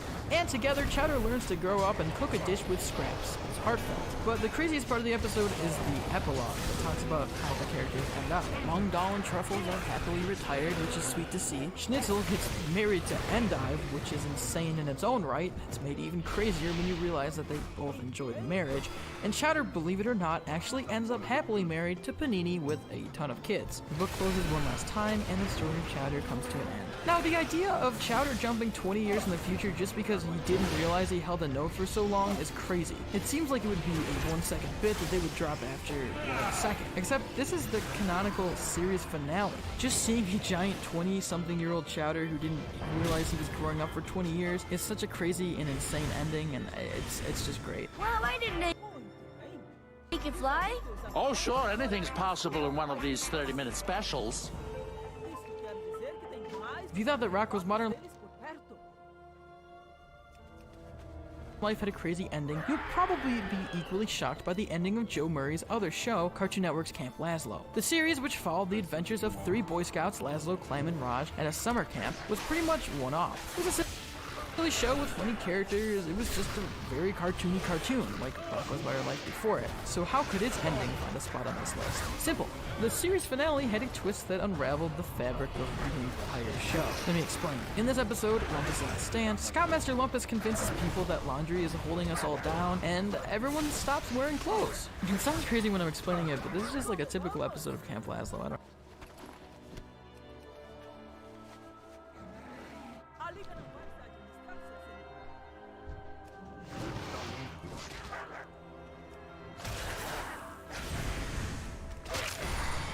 This works out well at first for Lumpus and everyone rallies around him, but things start to fall apart when people start to smell on account of never washing their clothes. And then it gets even crazier. And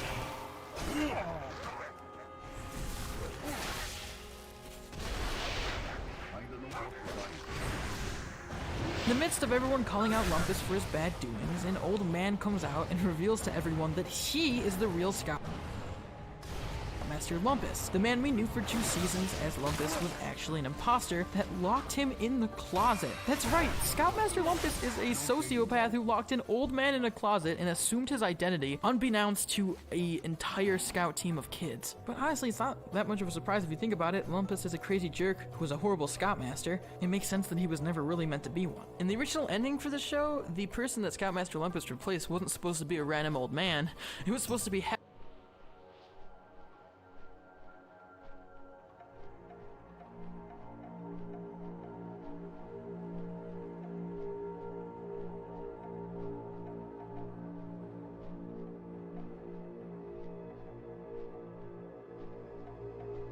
Heifer from his other show, Rocco's Modern Life, but they ended up not going with that idea in the end. Still, it's crazy to rewatch this series knowing this information. It just adds a dark tone to everything, knowing that somewhere in his house there's an old man locked up. This is really, truly the first Tale of Two Stands, if you think about it. And this was a legitimate crime, so Lumpus is an actual sociopath. Damn. We're standing in prickly pines naked, and the moose we thought was our scoutmaster just got hauled off as a deranged lunatic to a funny farm. Yeah, what a great summer! Cartoon Network has had its fair share of bizarre shows. However, what I feel truly takes the cake in terms of insane and bizarre has got to go to the marvelous misadventures of Flapjack. The story of a little boy named Flapjack and his pseudo-father figure Captain Knuckles as they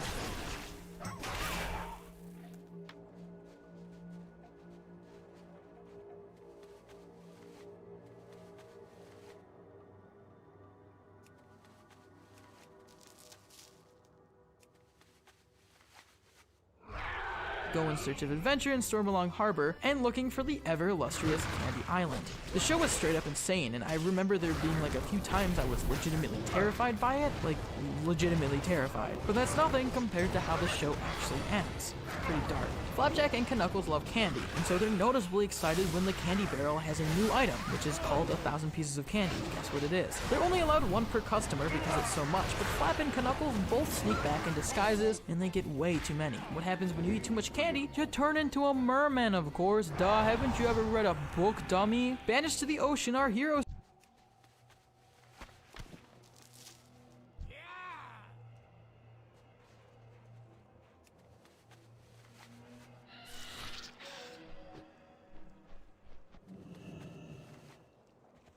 seek refuge with fellow mermen, where they eventually learn to love themselves, until they turn into full fish, sadly, which I guess was meant to happen the whole time. Not because of candy, but because they had a disease from playing with fish. I guess it's just something they did, I don't know. After being treated, they end up back to normal, and go straight back to eating candy because I guess they can never get through the 12 steps. But this time, there was real consequences, in the form of these two literally turning into humans. We see the two suddenly morph into real-life actors, which is kind of terrifying. They go out to find Bubby, who's actually in the same condition because I guess she ate too much candy too. Now they're all in these weird humanoid forms. So they decide to pack up and leave Stormalong Harbor. The only option is to float away and find a new home. What a sad ending! Like, all craziness aside, this is such a depressing end for all of the characters. We never do figure out what happens to them or if they ever find a new home. All I can say for sure is this ending shocked me when I first saw it, and it shocks me just as much now. What makes endings like this, and also by extension other ones like Chowder, so weird and crazy to me is the fact that they seem like one-off bits that would happen in the show. But the fact that they end on this note, and the fact that it ends like this, you know that there's nothing else after it, it just makes it a lot crazier and in a way a lot more depressing. But we're only halfway through. Bobby just doesn't want you to have fun. But Bubby loves me. Let me tell you a thing or two about Bubby. Achou alguma coisa interessante? Bem, hora de lutar. Hey guys, I know you're in the middle of an amazing top 10 that I'm very proud of because it's just incredible, but I just want to give a moment to talk about our Patreon.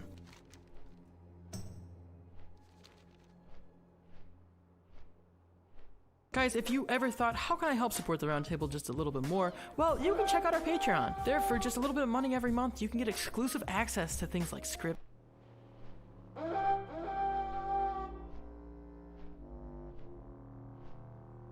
Aqui! Que bom te ver aqui! Tantas ruínas. Isso aqui definitivamente parece mais recente. Me dá mais tempo para decifrar.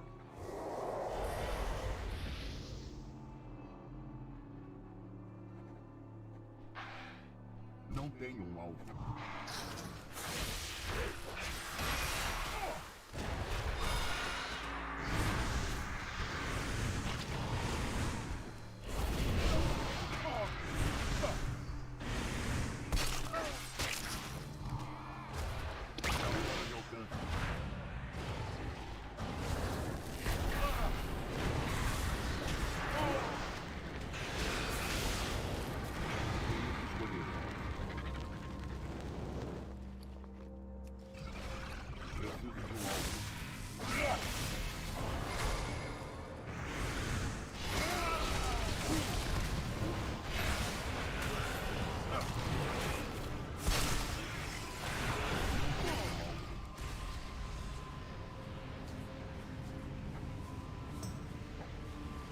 Esta tabuleta avisa sobre a corrupção entre os Amatet. Poderia estar se referindo à influência do Sot? Tu está em outra aventura? Que se os Amatet, tocados pelo sol, têm a tarefa de purificar essa corrupção. Eles devem saber mais sobre isso.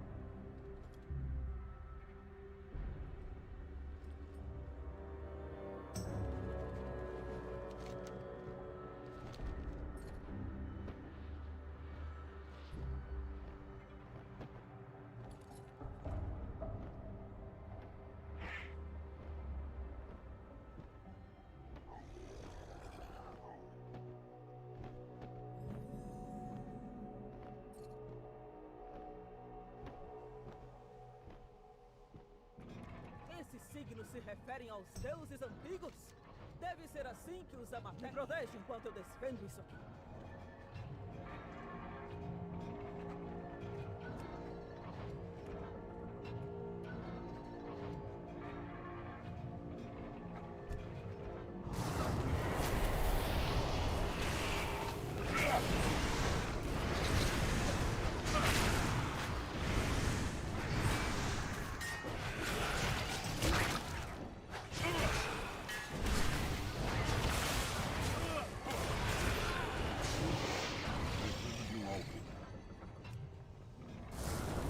Alguns desses símbolos têm origem britânica. Esse aqui quer dizer... Olha, mostra não pode estar certo.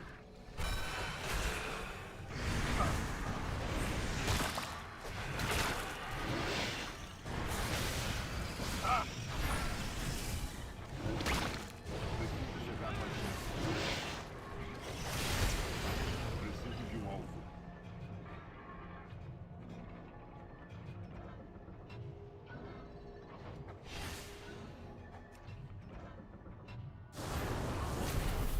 Não tenho uma. A força vai purificar seus males!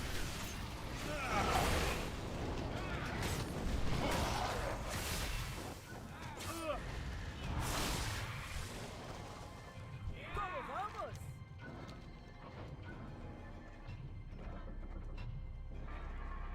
Oh não! Os Amatetes pretendem eliminar Nosot, reoriginando a Zeroth inteira! Tantas ruínas para explorar!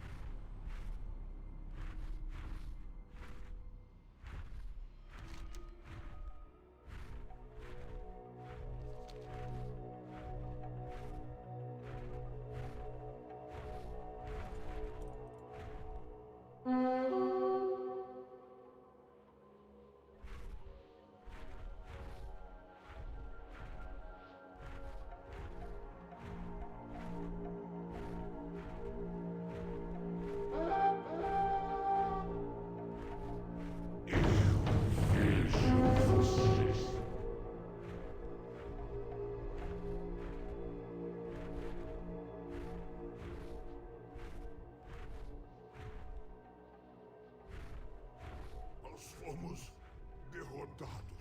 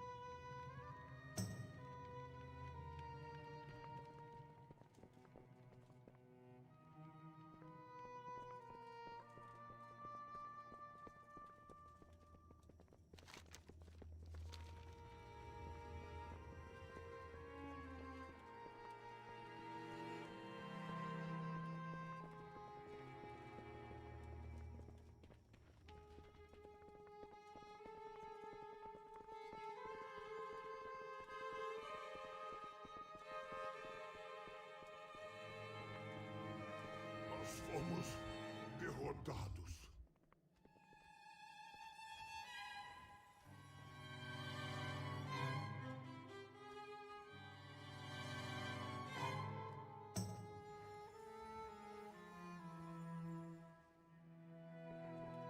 Que bom te ver aqui! A Liga não vai se administrar sozinha. Os Amatetes já estão na forja. Espero que não seja tarde demais.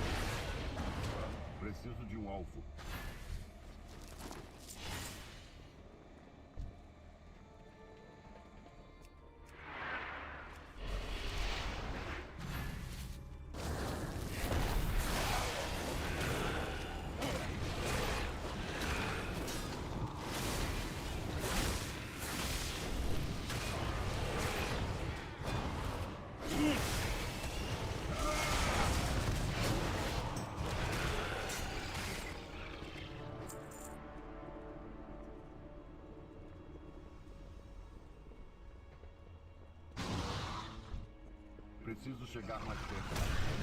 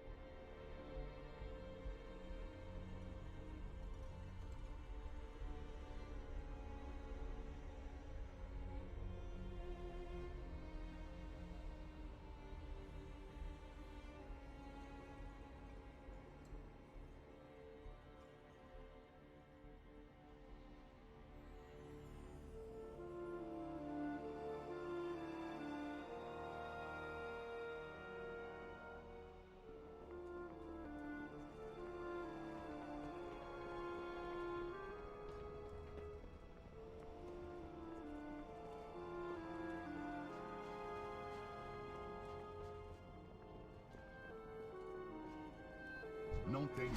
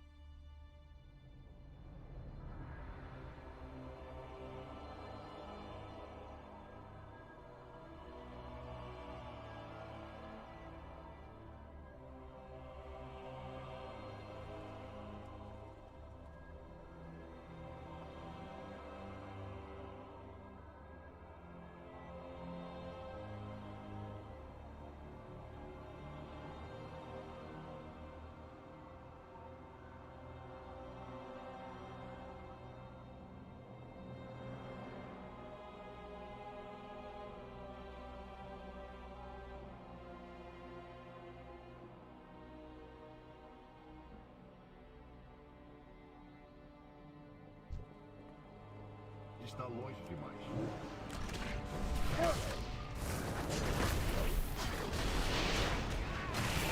Hoje para vocês um áudio raríssimo sobre os ataques durante a Operação Prata.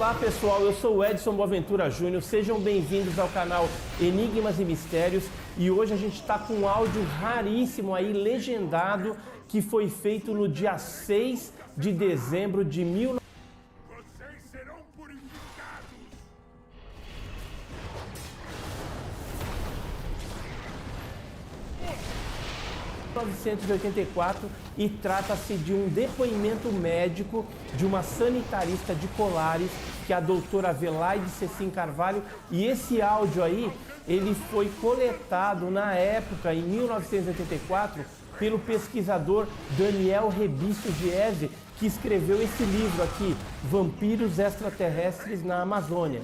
E ele, a partir da página 76, ele conta a respeito dessa entrevista que ele fez com a sanitarista. Ela dá detalhes importantes sobre os ataques que as testemunhas recebiam, né?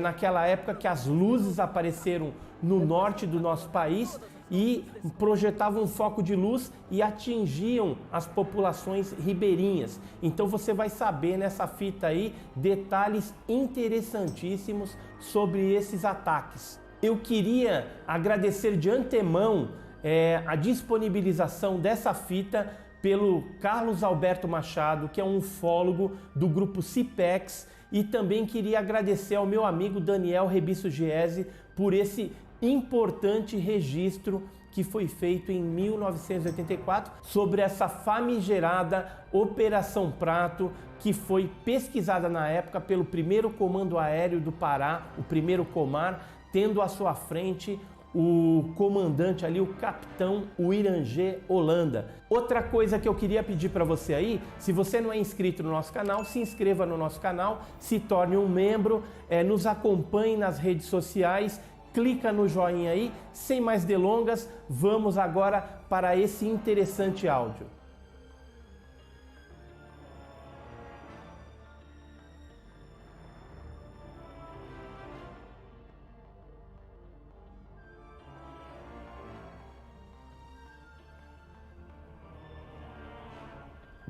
Reportagem, quem é Velaide? Velaide. Como se fosse um B. Exatamente. Bem, como é que começou a sua atividade no local? Daí eu comecei a trabalhar em dezembro de 76, logo 2 dias depois de formado. Eu me formei dia 8 de dezembro de 76, dia 10 eu tomei posse como diretora da unidade sanitária escolar. Então, uma outra mesa.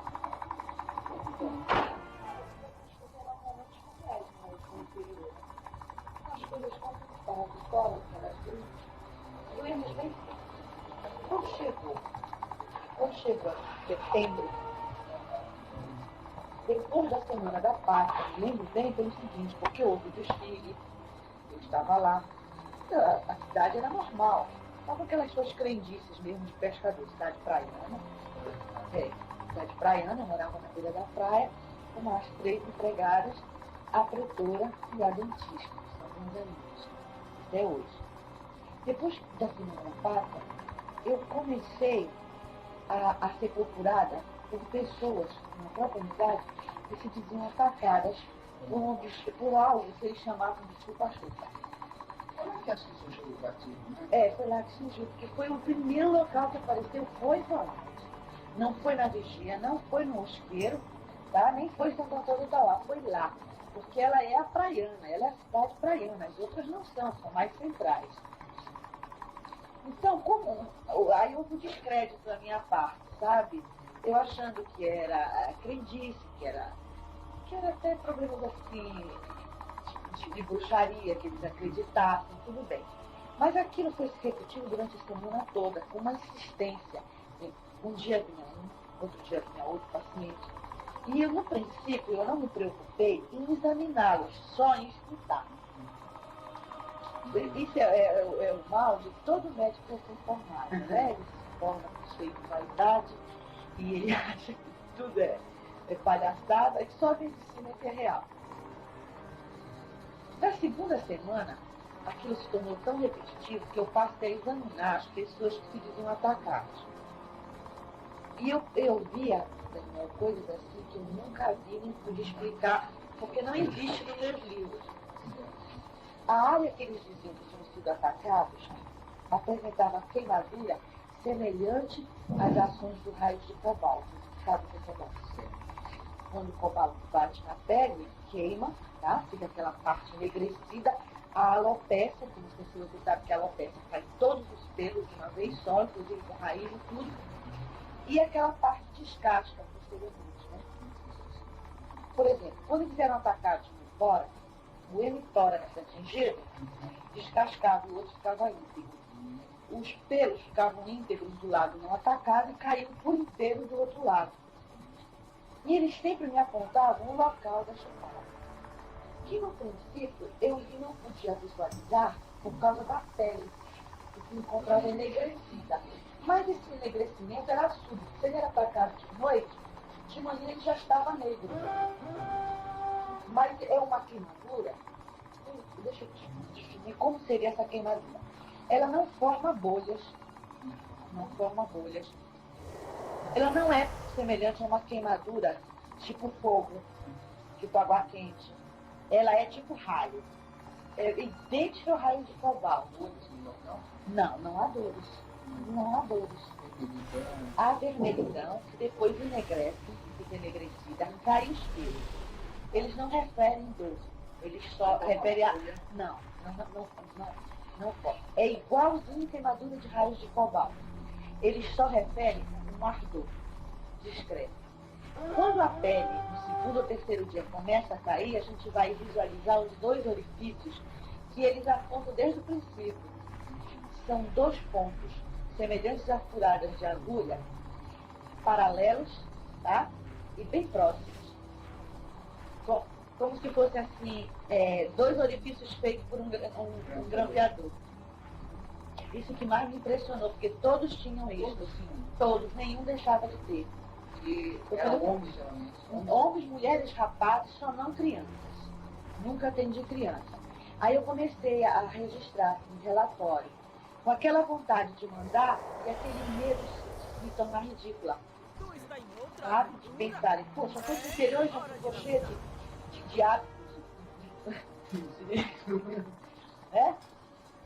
Quando chegou na terceira semana, a população, que na ilha, na época, na ilha toda, era de 6 mil habitantes, e na sede do município era de 800 habitantes, você vê como era pequenininho. Ela começou a esvaziar.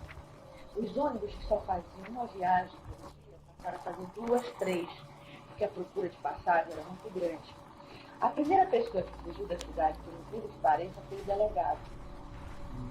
Quando deveria ser o último. Ele atravessou, ele morava perto de mim, e disse para mim, olha, doutora, a senhora não vai embora? Eu disse, não, pois eu já vou, porque eu não sei o que é isso. E nem os meus soldados, ele tinha 3 soldados no estado. Eles não querem ficar, estão com medo, então vamos todos embora. Aí eu me lembro que eu falei para ele, mas não tem mais ônibus, acabou. Ele disse, não tem importância, eu vou de barco. Quando na cidade não tem trapiche. Então ele foi de canoa para a Vigia, da Vigia ele pegou ônibus e veio para Belém. Com isso, Daniel, a cidade foi esvaziando a cada dia. De 800 pessoas, ficou reduzida a pouco mais de 300. Tudo fechou. Fechou a prefeitura, porque o prefeito não podia contar com seus funcionários. Fechou o grupo, fechou a escolinha, que tinha das crianças, e só ficou funcionando, eu me lembro bem, a unidade, porque tinha que atender os casos.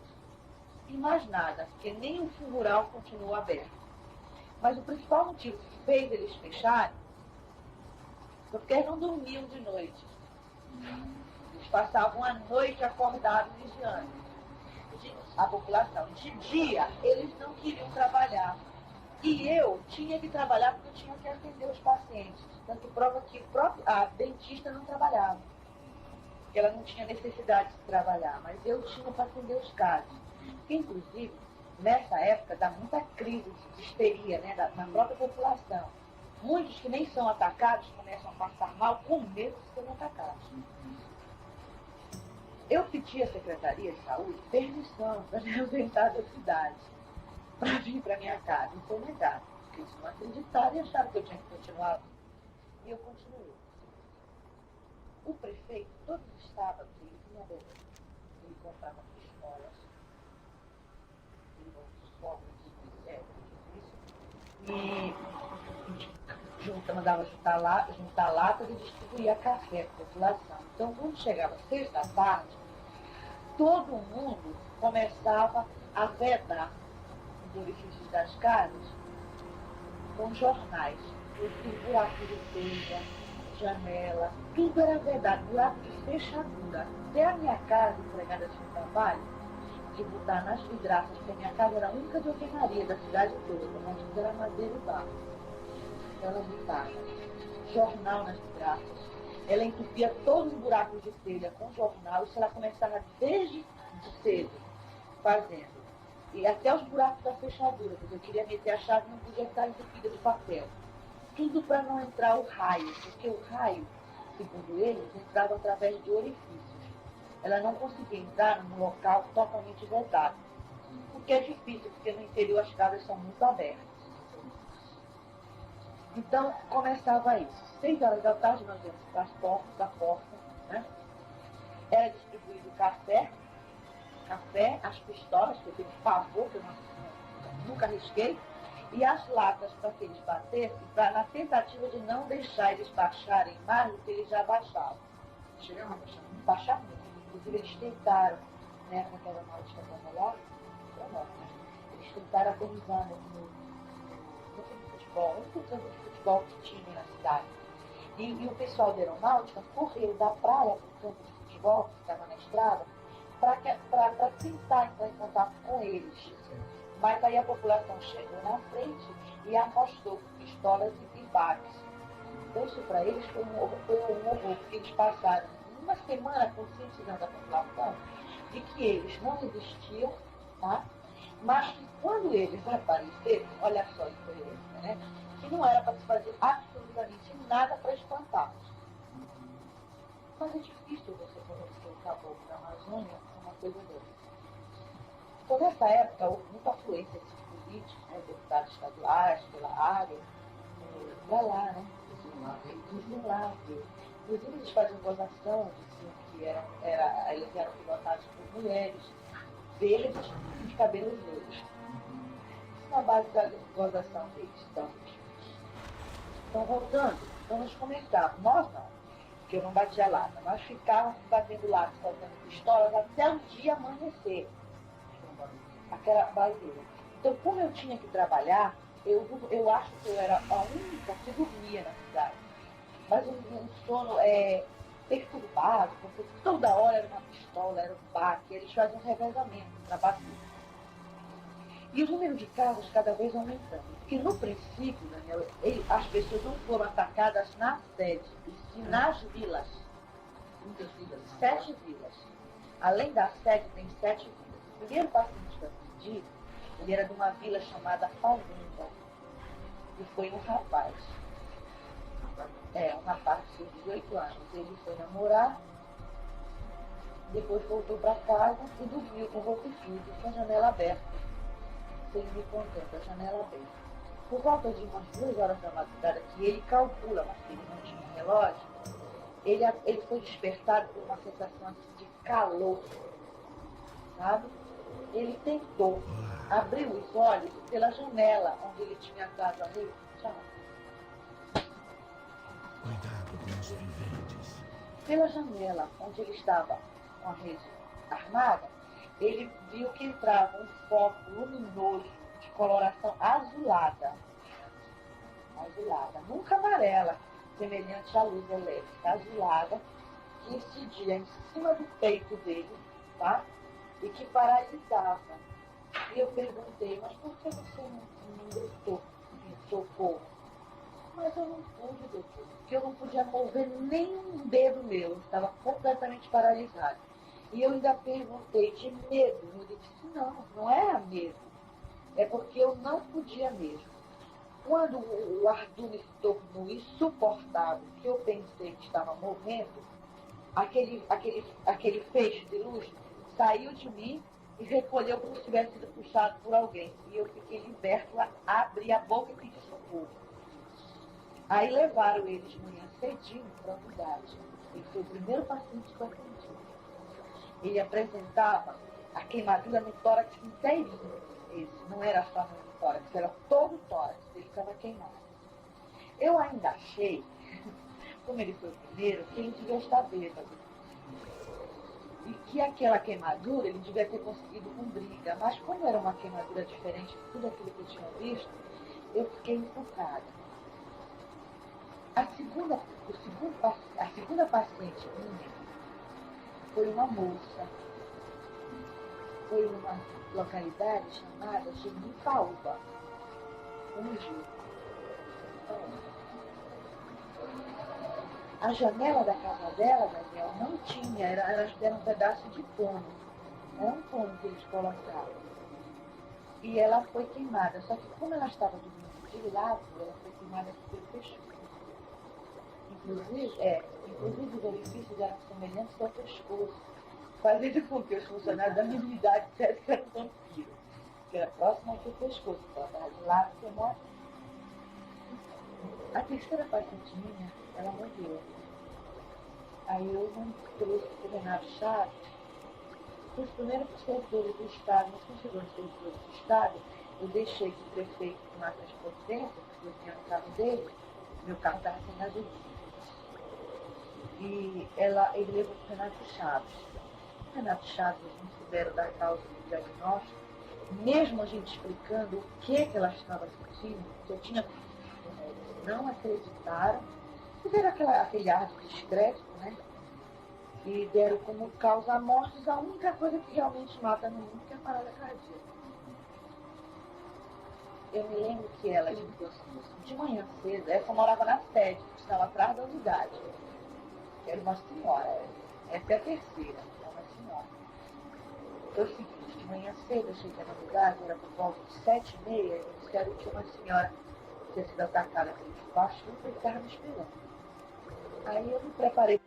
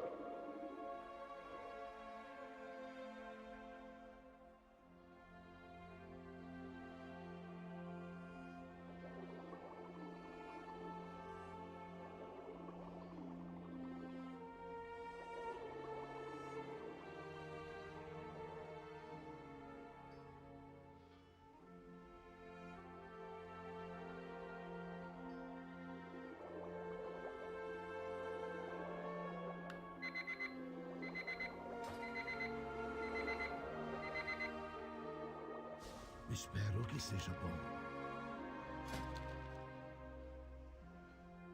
Vitória, boa Silvana. O que está procurando?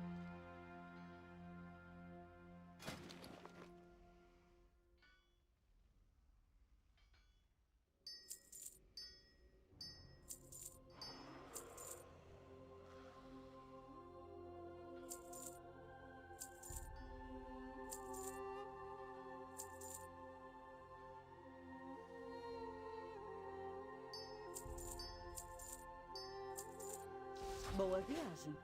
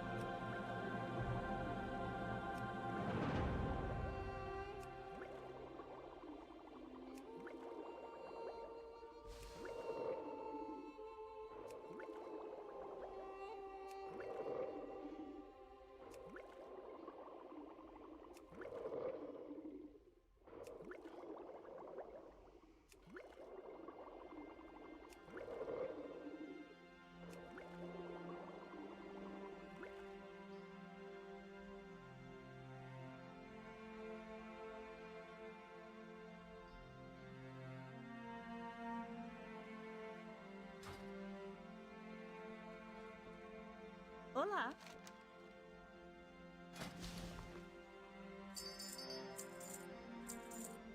Vejo você por aí.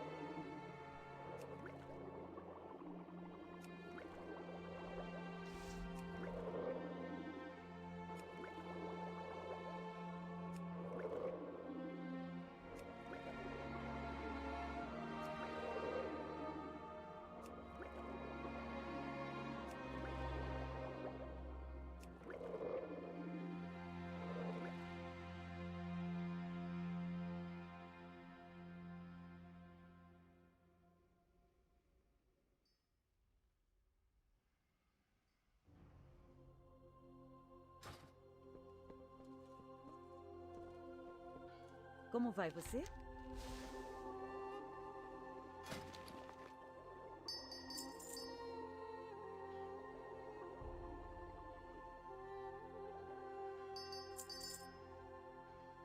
Tenha um bom dia.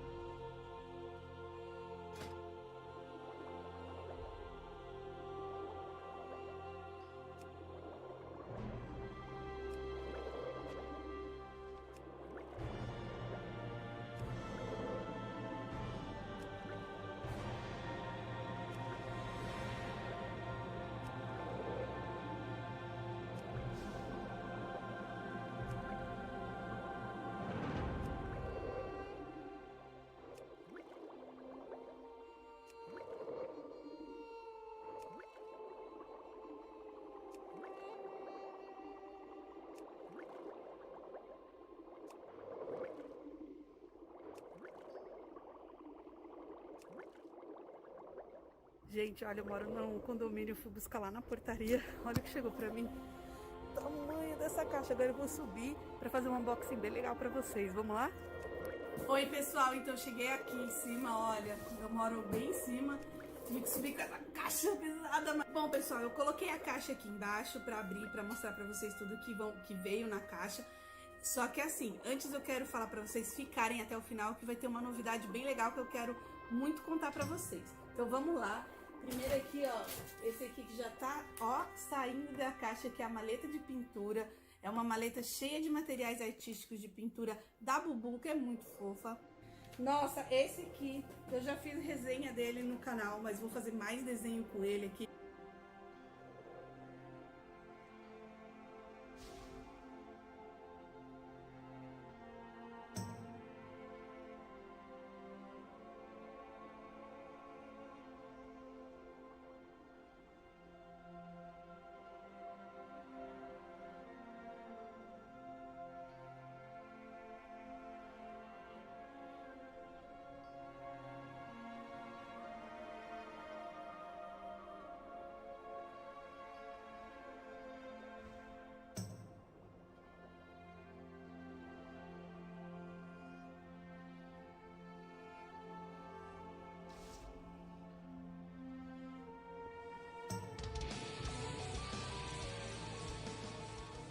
Bardo na área, tem vendedor, alfa, papel de parede, só vem que hoje está seletivo. Em primeiro lugar, eu já quero começar a dizer que tá no Volta no Alpha, então a gente vai ter muito conteúdo sobre isso. A gente vai ver algumas análises, não de classes, porque é uma coisa que sempre muda bastante. E sinceramente eu não tenho tanto conhecimento assim sobre outras classes a não ser bruxo.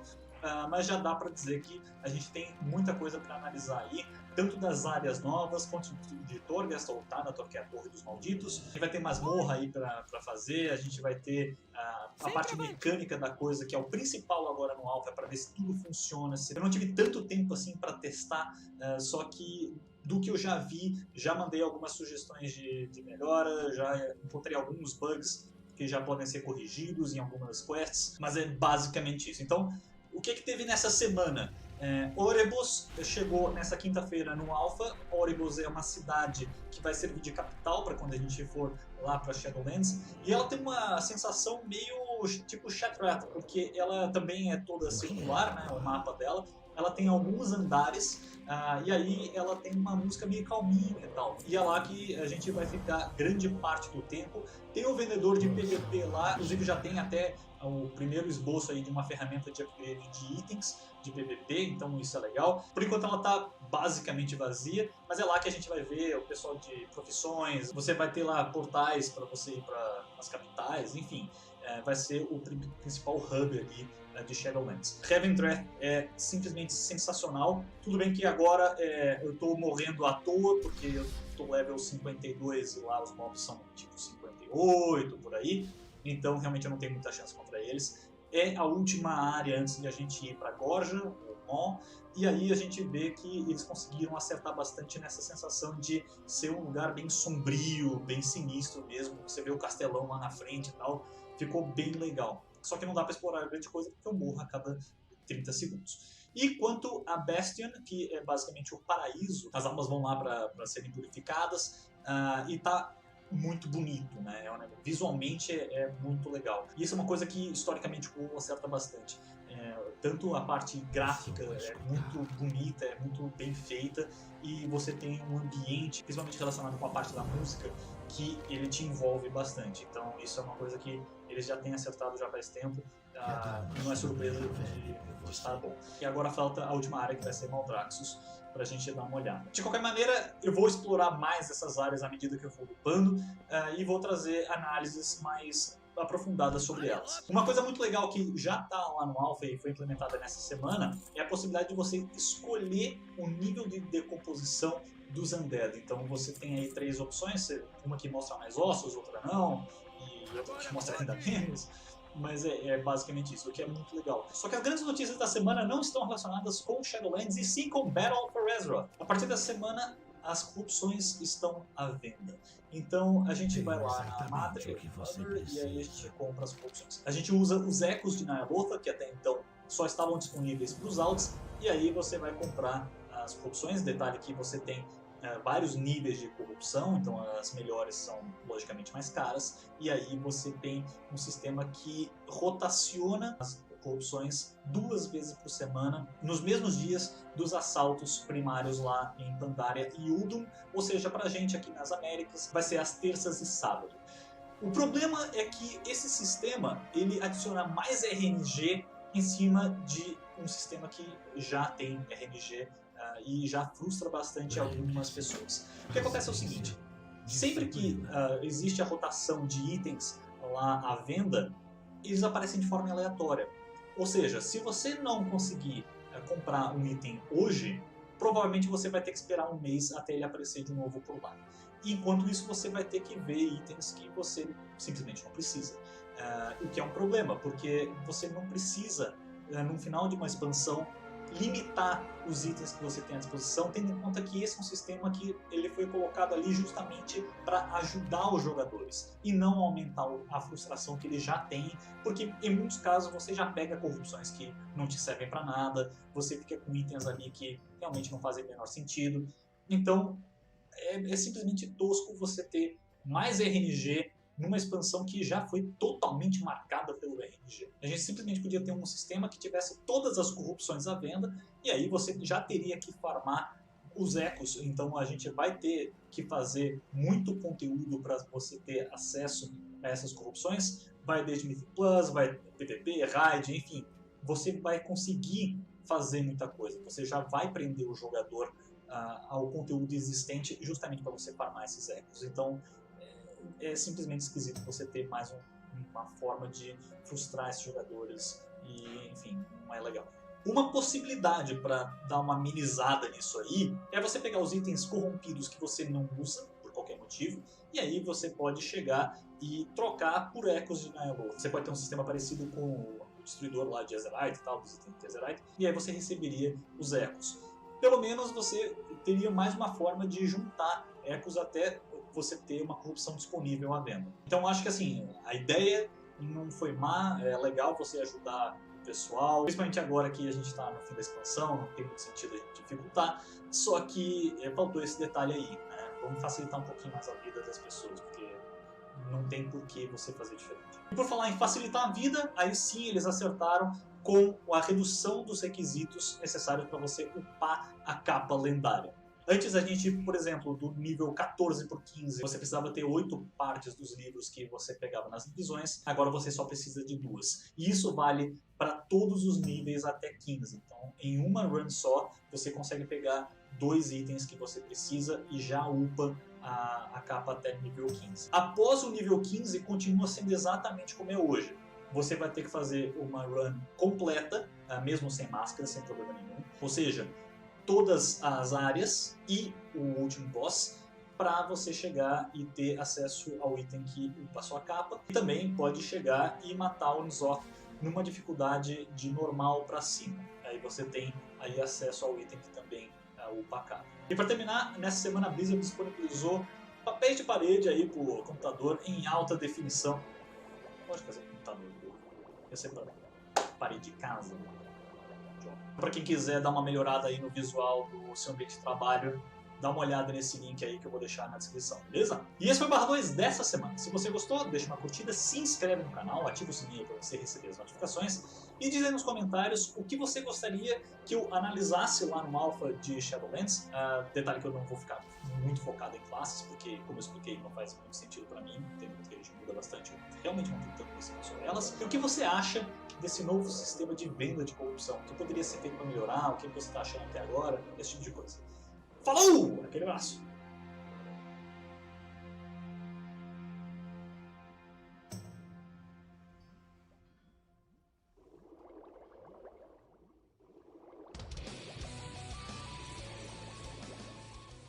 Fala pessoal, Tarofa aqui! Agora que Battle for Azeroth já está caminhando para o fim e que o lance agora é só esperar Shadowlands, dá pra dizer que essa não foi das melhores expansões do WoW, não é verdade? Nesse vídeo eu vou mostrar o que eu acho que foi um desastre em Battle for Azeroth, então bora lá! O sistema de Ezerite foi a principal novidade nos equipamentos, chegando para substituir os Tiers, mas dá pra dizer que foi realmente um desastre. A Blizzard demorou demais para deixar os jogadores testarem o sistema no beta, e quando isso finalmente rolou, geral detonou. E aí eles viram que não tinha como voltar atrás e deixaram o sistema assim mesmo. O fato de ter um monte de coisas passivas também não ajuda. Nada do que faziam era interessante, eram só buffs que ninguém notava e que a gente realmente queria eram habilidades ativas que fizessem parte da nossa rotação. Só mais pro final da expansão eles tentaram corrigir isso aí com as essências. Outra coisa que também não foi legal foi o fato de serem muito caro você zerar os traits. Aí você era obrigado a farmar uma nova peça de Ezerite e, claro, torcer para ela dropar, ao invés de você ter um jeito simples de usar outros traits dependendo da situação. Ah, o farm de AP. Eu entendo que o WoW é um MMORPG e que farmar coisas faz parte, mas poderiam ter criado jeitos mais interessantes de uparmos nosso coração de Azeroth. É o tipo de coisa que dá preguiça só de pensar em fazer. Além das World Quests, os outros sistemas feitos para você pegar AP também foram ruins. Ou seja, se você quisesse deixar o seu personagem mais forte, você tinha que fazer um conteúdo chato e demorado. Mas parece que isso não vai rolar em Shadowlands, pelo menos foi o que a Blizzard falou, mas sei lá, né? As expedições em ilhas foram apresentadas como uma das grandes novidades da expansão, mas o negocinho chato de fazer. Pra mim, a única coisa interessante que elas trouxeram foram os ataques de Mugu, dragões, etc. E só porque poderiam fazer algum link com a história. De resto, era sempre a mesma coisa, não tinha nada dinâmico com os mobs e era simples derrotar os NPCs da outra facção. Mesma coisa que as ilhas, perderam muito a chance de fazer uma parada com extremo PVP que linkaria demais com o tema da expansão. Mas o que tivemos foi só um cenário contra NPCs mesmo, que era praticamente impossível de perder. Ele chegou no patch 8.3 e substituiu os itens forjados pela guerra e pelos titãs. O problema é que ele adicionou ainda mais RNG, já que você tinha que torcer para um item dropar, vir com a corrupção certa, enfim, é o tipo de coisa que não deveria acontecer. Ainda tinha vários tipos de corrupção, o que também não ajudou. Além disso, teve muito problema de balanceamento.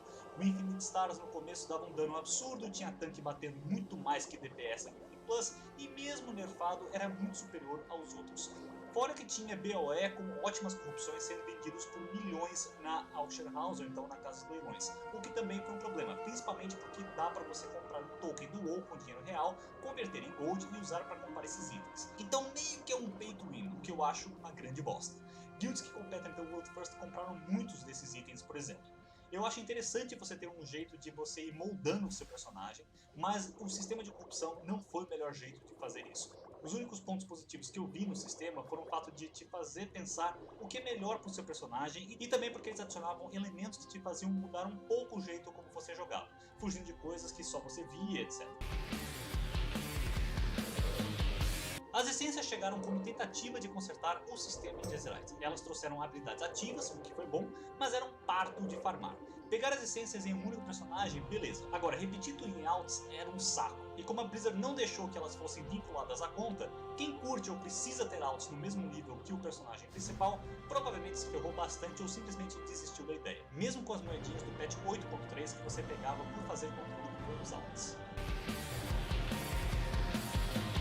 E por falar nos altos, bom, upar o coração de Ezra, farmar reputações, pegar todas as essências e ainda ter sorte de dropar os itens que você precisa, não é tarefa fácil. Na boa, hoje em dia pouca gente tem tempo ou saco para fazer isso mais de uma vez. Essa ideia de a Blizzard obrigar a gente a repetir o conteúdo só porque aumenta o tempo que os jogadores ficam no jogo é muito furado. Sabe o que deixa a gente jogando esse jogo aqui?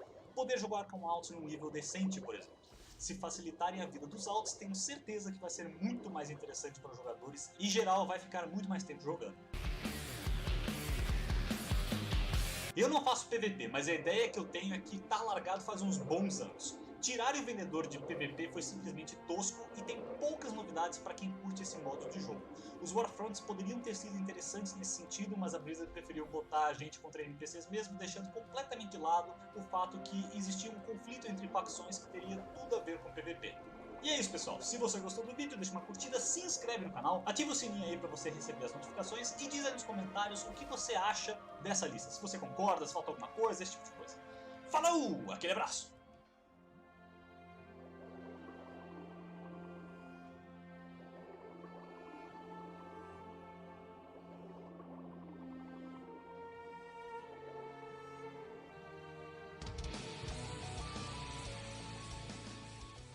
Fala pessoal, Tarov aqui! Vamos continuar falando das novidades que foram anunciadas nessa BlizzCon sobre Shadowlands, principalmente focando agora no painel que teve no sábado, que aprofundou um pouco mais do que o Hino Razicostas mostrou logo na sexta-feira. Como isso aqui provavelmente vai ficar meio grande, eu vou fazer como eu fiz no último vídeo. Vou separar em temas e aí depois vai aparecer na tela o tempo específico para você pular para esse tema, beleza? Então vamos lá! A gente teve no sábado um sistema de perguntas e respostas, que já é normal, e também uma entrevista em grupo com os desenvolvedores do jogo. Então alguns pontos muito importantes aqui. Os tier sets de classe eventualmente vão voltar, mas eles não vão estar presentes logo no começo da expansão. Então não tem nada definido ainda, não foi nada mostrado, só que a gente provavelmente vai ter uma ou duas peças que vão ser tipo sets, o que nem a gente tem agora com as peças de Azerite, só que elas, lógico, vão funcionar de uma maneira diferente. Nada de juntar a Horda e a Aliança, isso porque eles acham que as duas facções são partes fundamentais e integrais da história do Warcraft. Então, por enquanto,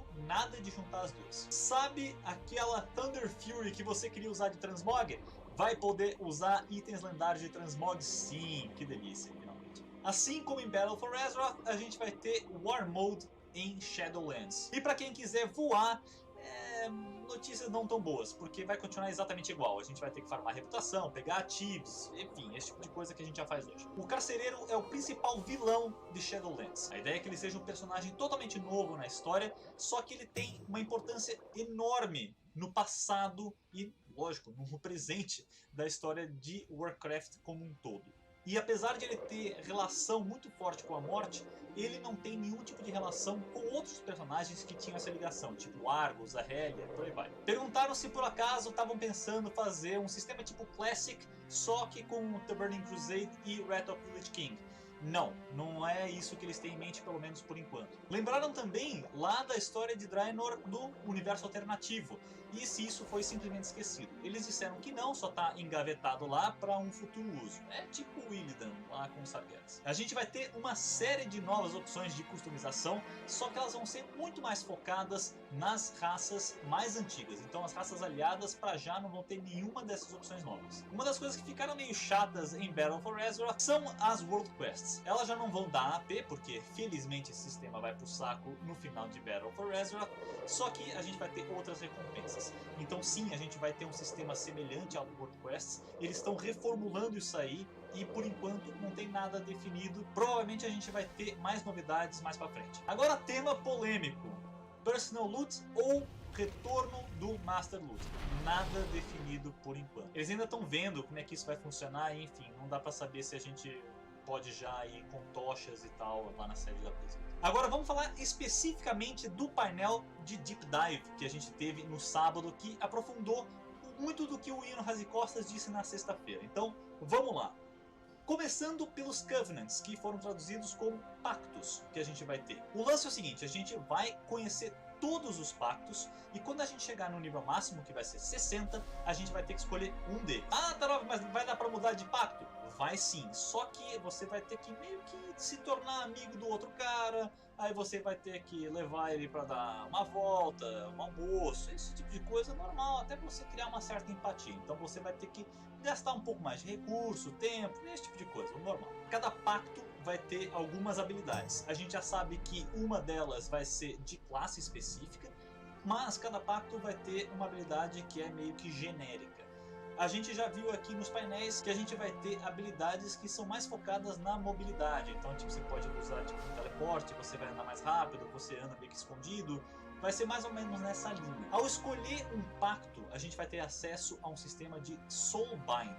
Isso é como se fosse uma segunda árvore de talentos. Esses talentos vão ser meio que passivos, porque aí a ideia é que a gente una a nossa alma a um personagem que seja forte. Então a gente meio que vai usar um pouco dos poderes deles a nosso favor. Então essas habilidades são de acordo com a nossa necessidade. Então às vezes você precisa de mais crítico e tem lá um NPC que te dê mais crítico, enfim, você escolhe esse. Ou então um que aumente sua defesa, enfim, esse tipo de coisa. Eles meio que vão funcionar como as relíquias dos artefatos. Vão ter locais específicos para você colocar essas habilidades de acordo com o que você precisa, e acho que aí você vai poder ir substituindo na medida que você vai pegando outras. A ideia é que você consiga mudar de Soulbind tão facilmente como você muda de talentos. E para terminar a questão dos pactos, por que eles têm interesse na gente? Muito simples. Porque nós vamos ser os únicos que conseguem entrar e sair da Gorja, a Maw, que é justamente o ponto que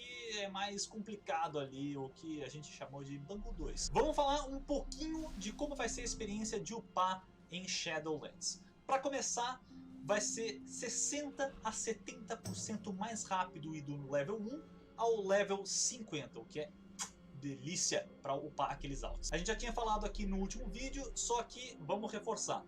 Se você tiver um personagem level 120 hoje, assim que você entrar em Shadowlands, ele vai ser 50, e aí você vai jogar no nível máximo. E se por acaso você tiver personagem que não seja 120, tiver, sei lá, 100, 110, esse tipo de coisa, também vai ter um escalonamento bonitinho ali e tudo certo. Então como é que funciona o sistema de upar em Shadowlands? A gente vai ter que dividir entre jogadores novos e jogadores antigos.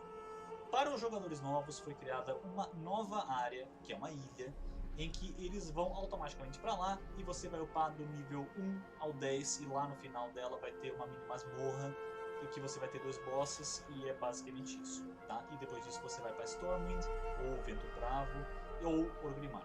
Aí é o seguinte, se você for um jogador novo no WoW, você automaticamente vai upar em Battle for Azeroth, não tem opção. Agora, se você for um jogador antigo e tiver upando o Alt, você vai poder escolher em qual expansão vai querer upar. Isso é totalmente opcional. Você pode fazer o sistema atual, que é tipo ir de mapa em mapa sem problema nenhum, ou então você pode escolher esse sistema novo que, por exemplo, você curtiu upar em Pandaria, por exemplo. Beleza, você vai para lá e vai fazer todo o sistema de upar 50 em Pandaria. Perfeito, sem problema nenhum. E depois disso, dos 50 aos 60, você vai upar na expansão nova que é Shadowlands. Agora um detalhe, todas as áreas iniciais, incluindo as de DK, Demon Hunter e essa nova ilha, estão escalonadas para você chegar no level 1 ao 10. E só depois disso você vai para as capitais. Agora vamos falar um pouquinho de mudanças de classes. A gente viu que na sexta-feira eles anunciaram que eles queriam trazer de volta a identidade das classes. E como é que eles vão fazer isso? Eles vão trazer habilidades que hoje são talentos e também as habilidades que são específicas de cada spec para o padrão de cada classe. Então, eles anunciaram algumas coisas, tipo auras de paladino, então vão estar disponíveis para todas as specs sem problema nenhum.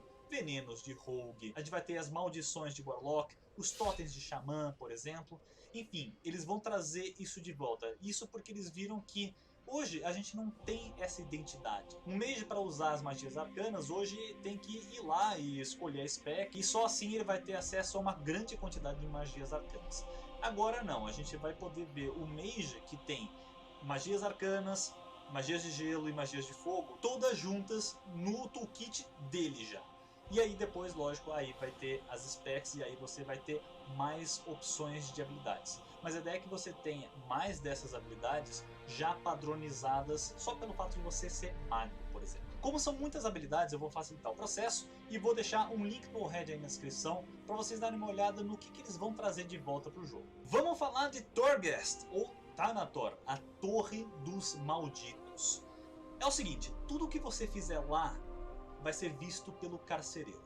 E a cada vez que você morrer, ele vai armazenar essa informação e aí vai dificultar a parada para você quando você for lá da próxima vez. Como é que ele vai fazer isso? Ele vai mudar o que rola, ele vai mudar o caminho, ele vai mudar os inimigos, esse tipo de coisa. A ideia é que a torre mude a cada vez que você esteja lá. E é o seguinte, ela não é temporizada, então não é um sistema de Mythic Plus. Você vai poder ir sozinho ou com um grupo de até 5 jogadores. E detalhe, não importa qual função vocês tenham, então você pode ir com 5 DPS, por exemplo, que aí esse sistema vai se adaptar ao que você levar. À medida que você vai subir na torre, os inimigos vão ficar cada vez mais fortes. E detalhe que a gente não vai ter só mobs para matar, pelo contrário, a gente vai ter também desafios tipo quebra-cabeça, a gente vai ter que solucionar algumas coisas por lá, esse tipo de coisa. Então essa é uma torre feita para ser explorada. Na torre a gente vai pegando ânima. A ânima é um recurso que pode ser usado por uma série de coisas na próxima expansão. Uma delas é escolher os poderes que a gente vai encontrando ao longo da torre. De tempos em tempos o carcereiro vai criar eventos que vão mudar todos os inimigos que estão na torre, os caminhos e também os poderes que a gente acha. O que ainda não dá para saber, por exemplo, é se a gente vai poder fazer essa torre toda hora. Pelos vistos, não. A gente deve ter um sistema parecido com o que a gente teve lá em Suramar, que a gente tinha aquele cenário que a gente tinha que pegar os caras que estavam lá meio tipo zoado, que a gente chamava de caracudo, enfim. A gente vai ter alguma coisa parecida com isso aí a princípio. E o que a gente vai ter de principal recompensa lá nessa torre? A gente vai encontrar runas que vão ser usadas para criar os itens lendários. E agora vamos abordar um pouquinho os lendários para fechar. Os lendários vão ser criados lá na Forja da Dominação, onde a gente vai descobrir um pouquinho mais também sobre a criação do Elmo da Dominação e também sobre a Frostmourne. A gente vai poder construir os lendários do jeito que a gente quiser. Vamos pegar um exemplo. Eu preciso de um elmo. Então eu vou pegar as runas e também outros elementos que estão na expansão para aos poucos ir criando esse elmo. Então os poderes, os stats, esse tipo de coisa a gente vai poder meio que personalizar justamente para servir melhor ao nosso personagem. Então a torre, pelo menos no começo, vai ser a principal fonte dos recursos que a gente precisa para criar esses lendários. Então de uma maneira resumida foi isso que foi falado lá na BlizzCon nesse sábado. Lembrando que tem outro vídeo sobre o que foi anunciado na sexta-feira, então ele vai aparecer em algum momento, talvez aqui no final do vídeo. De qualquer das formas, se você gostou, deixa uma curtida, se inscreve no canal e diz aí nos comentários o que você está achando das novidades que foram anunciadas até agora. Falou! Aquele abraço!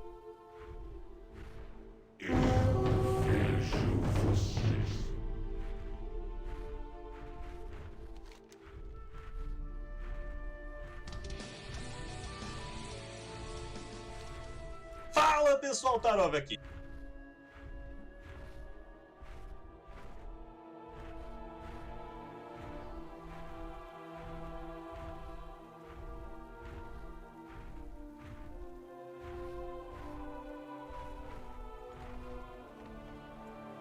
Noctívoros rebeldes estão reconstruindo pilares de mana nas ruínas meridionais.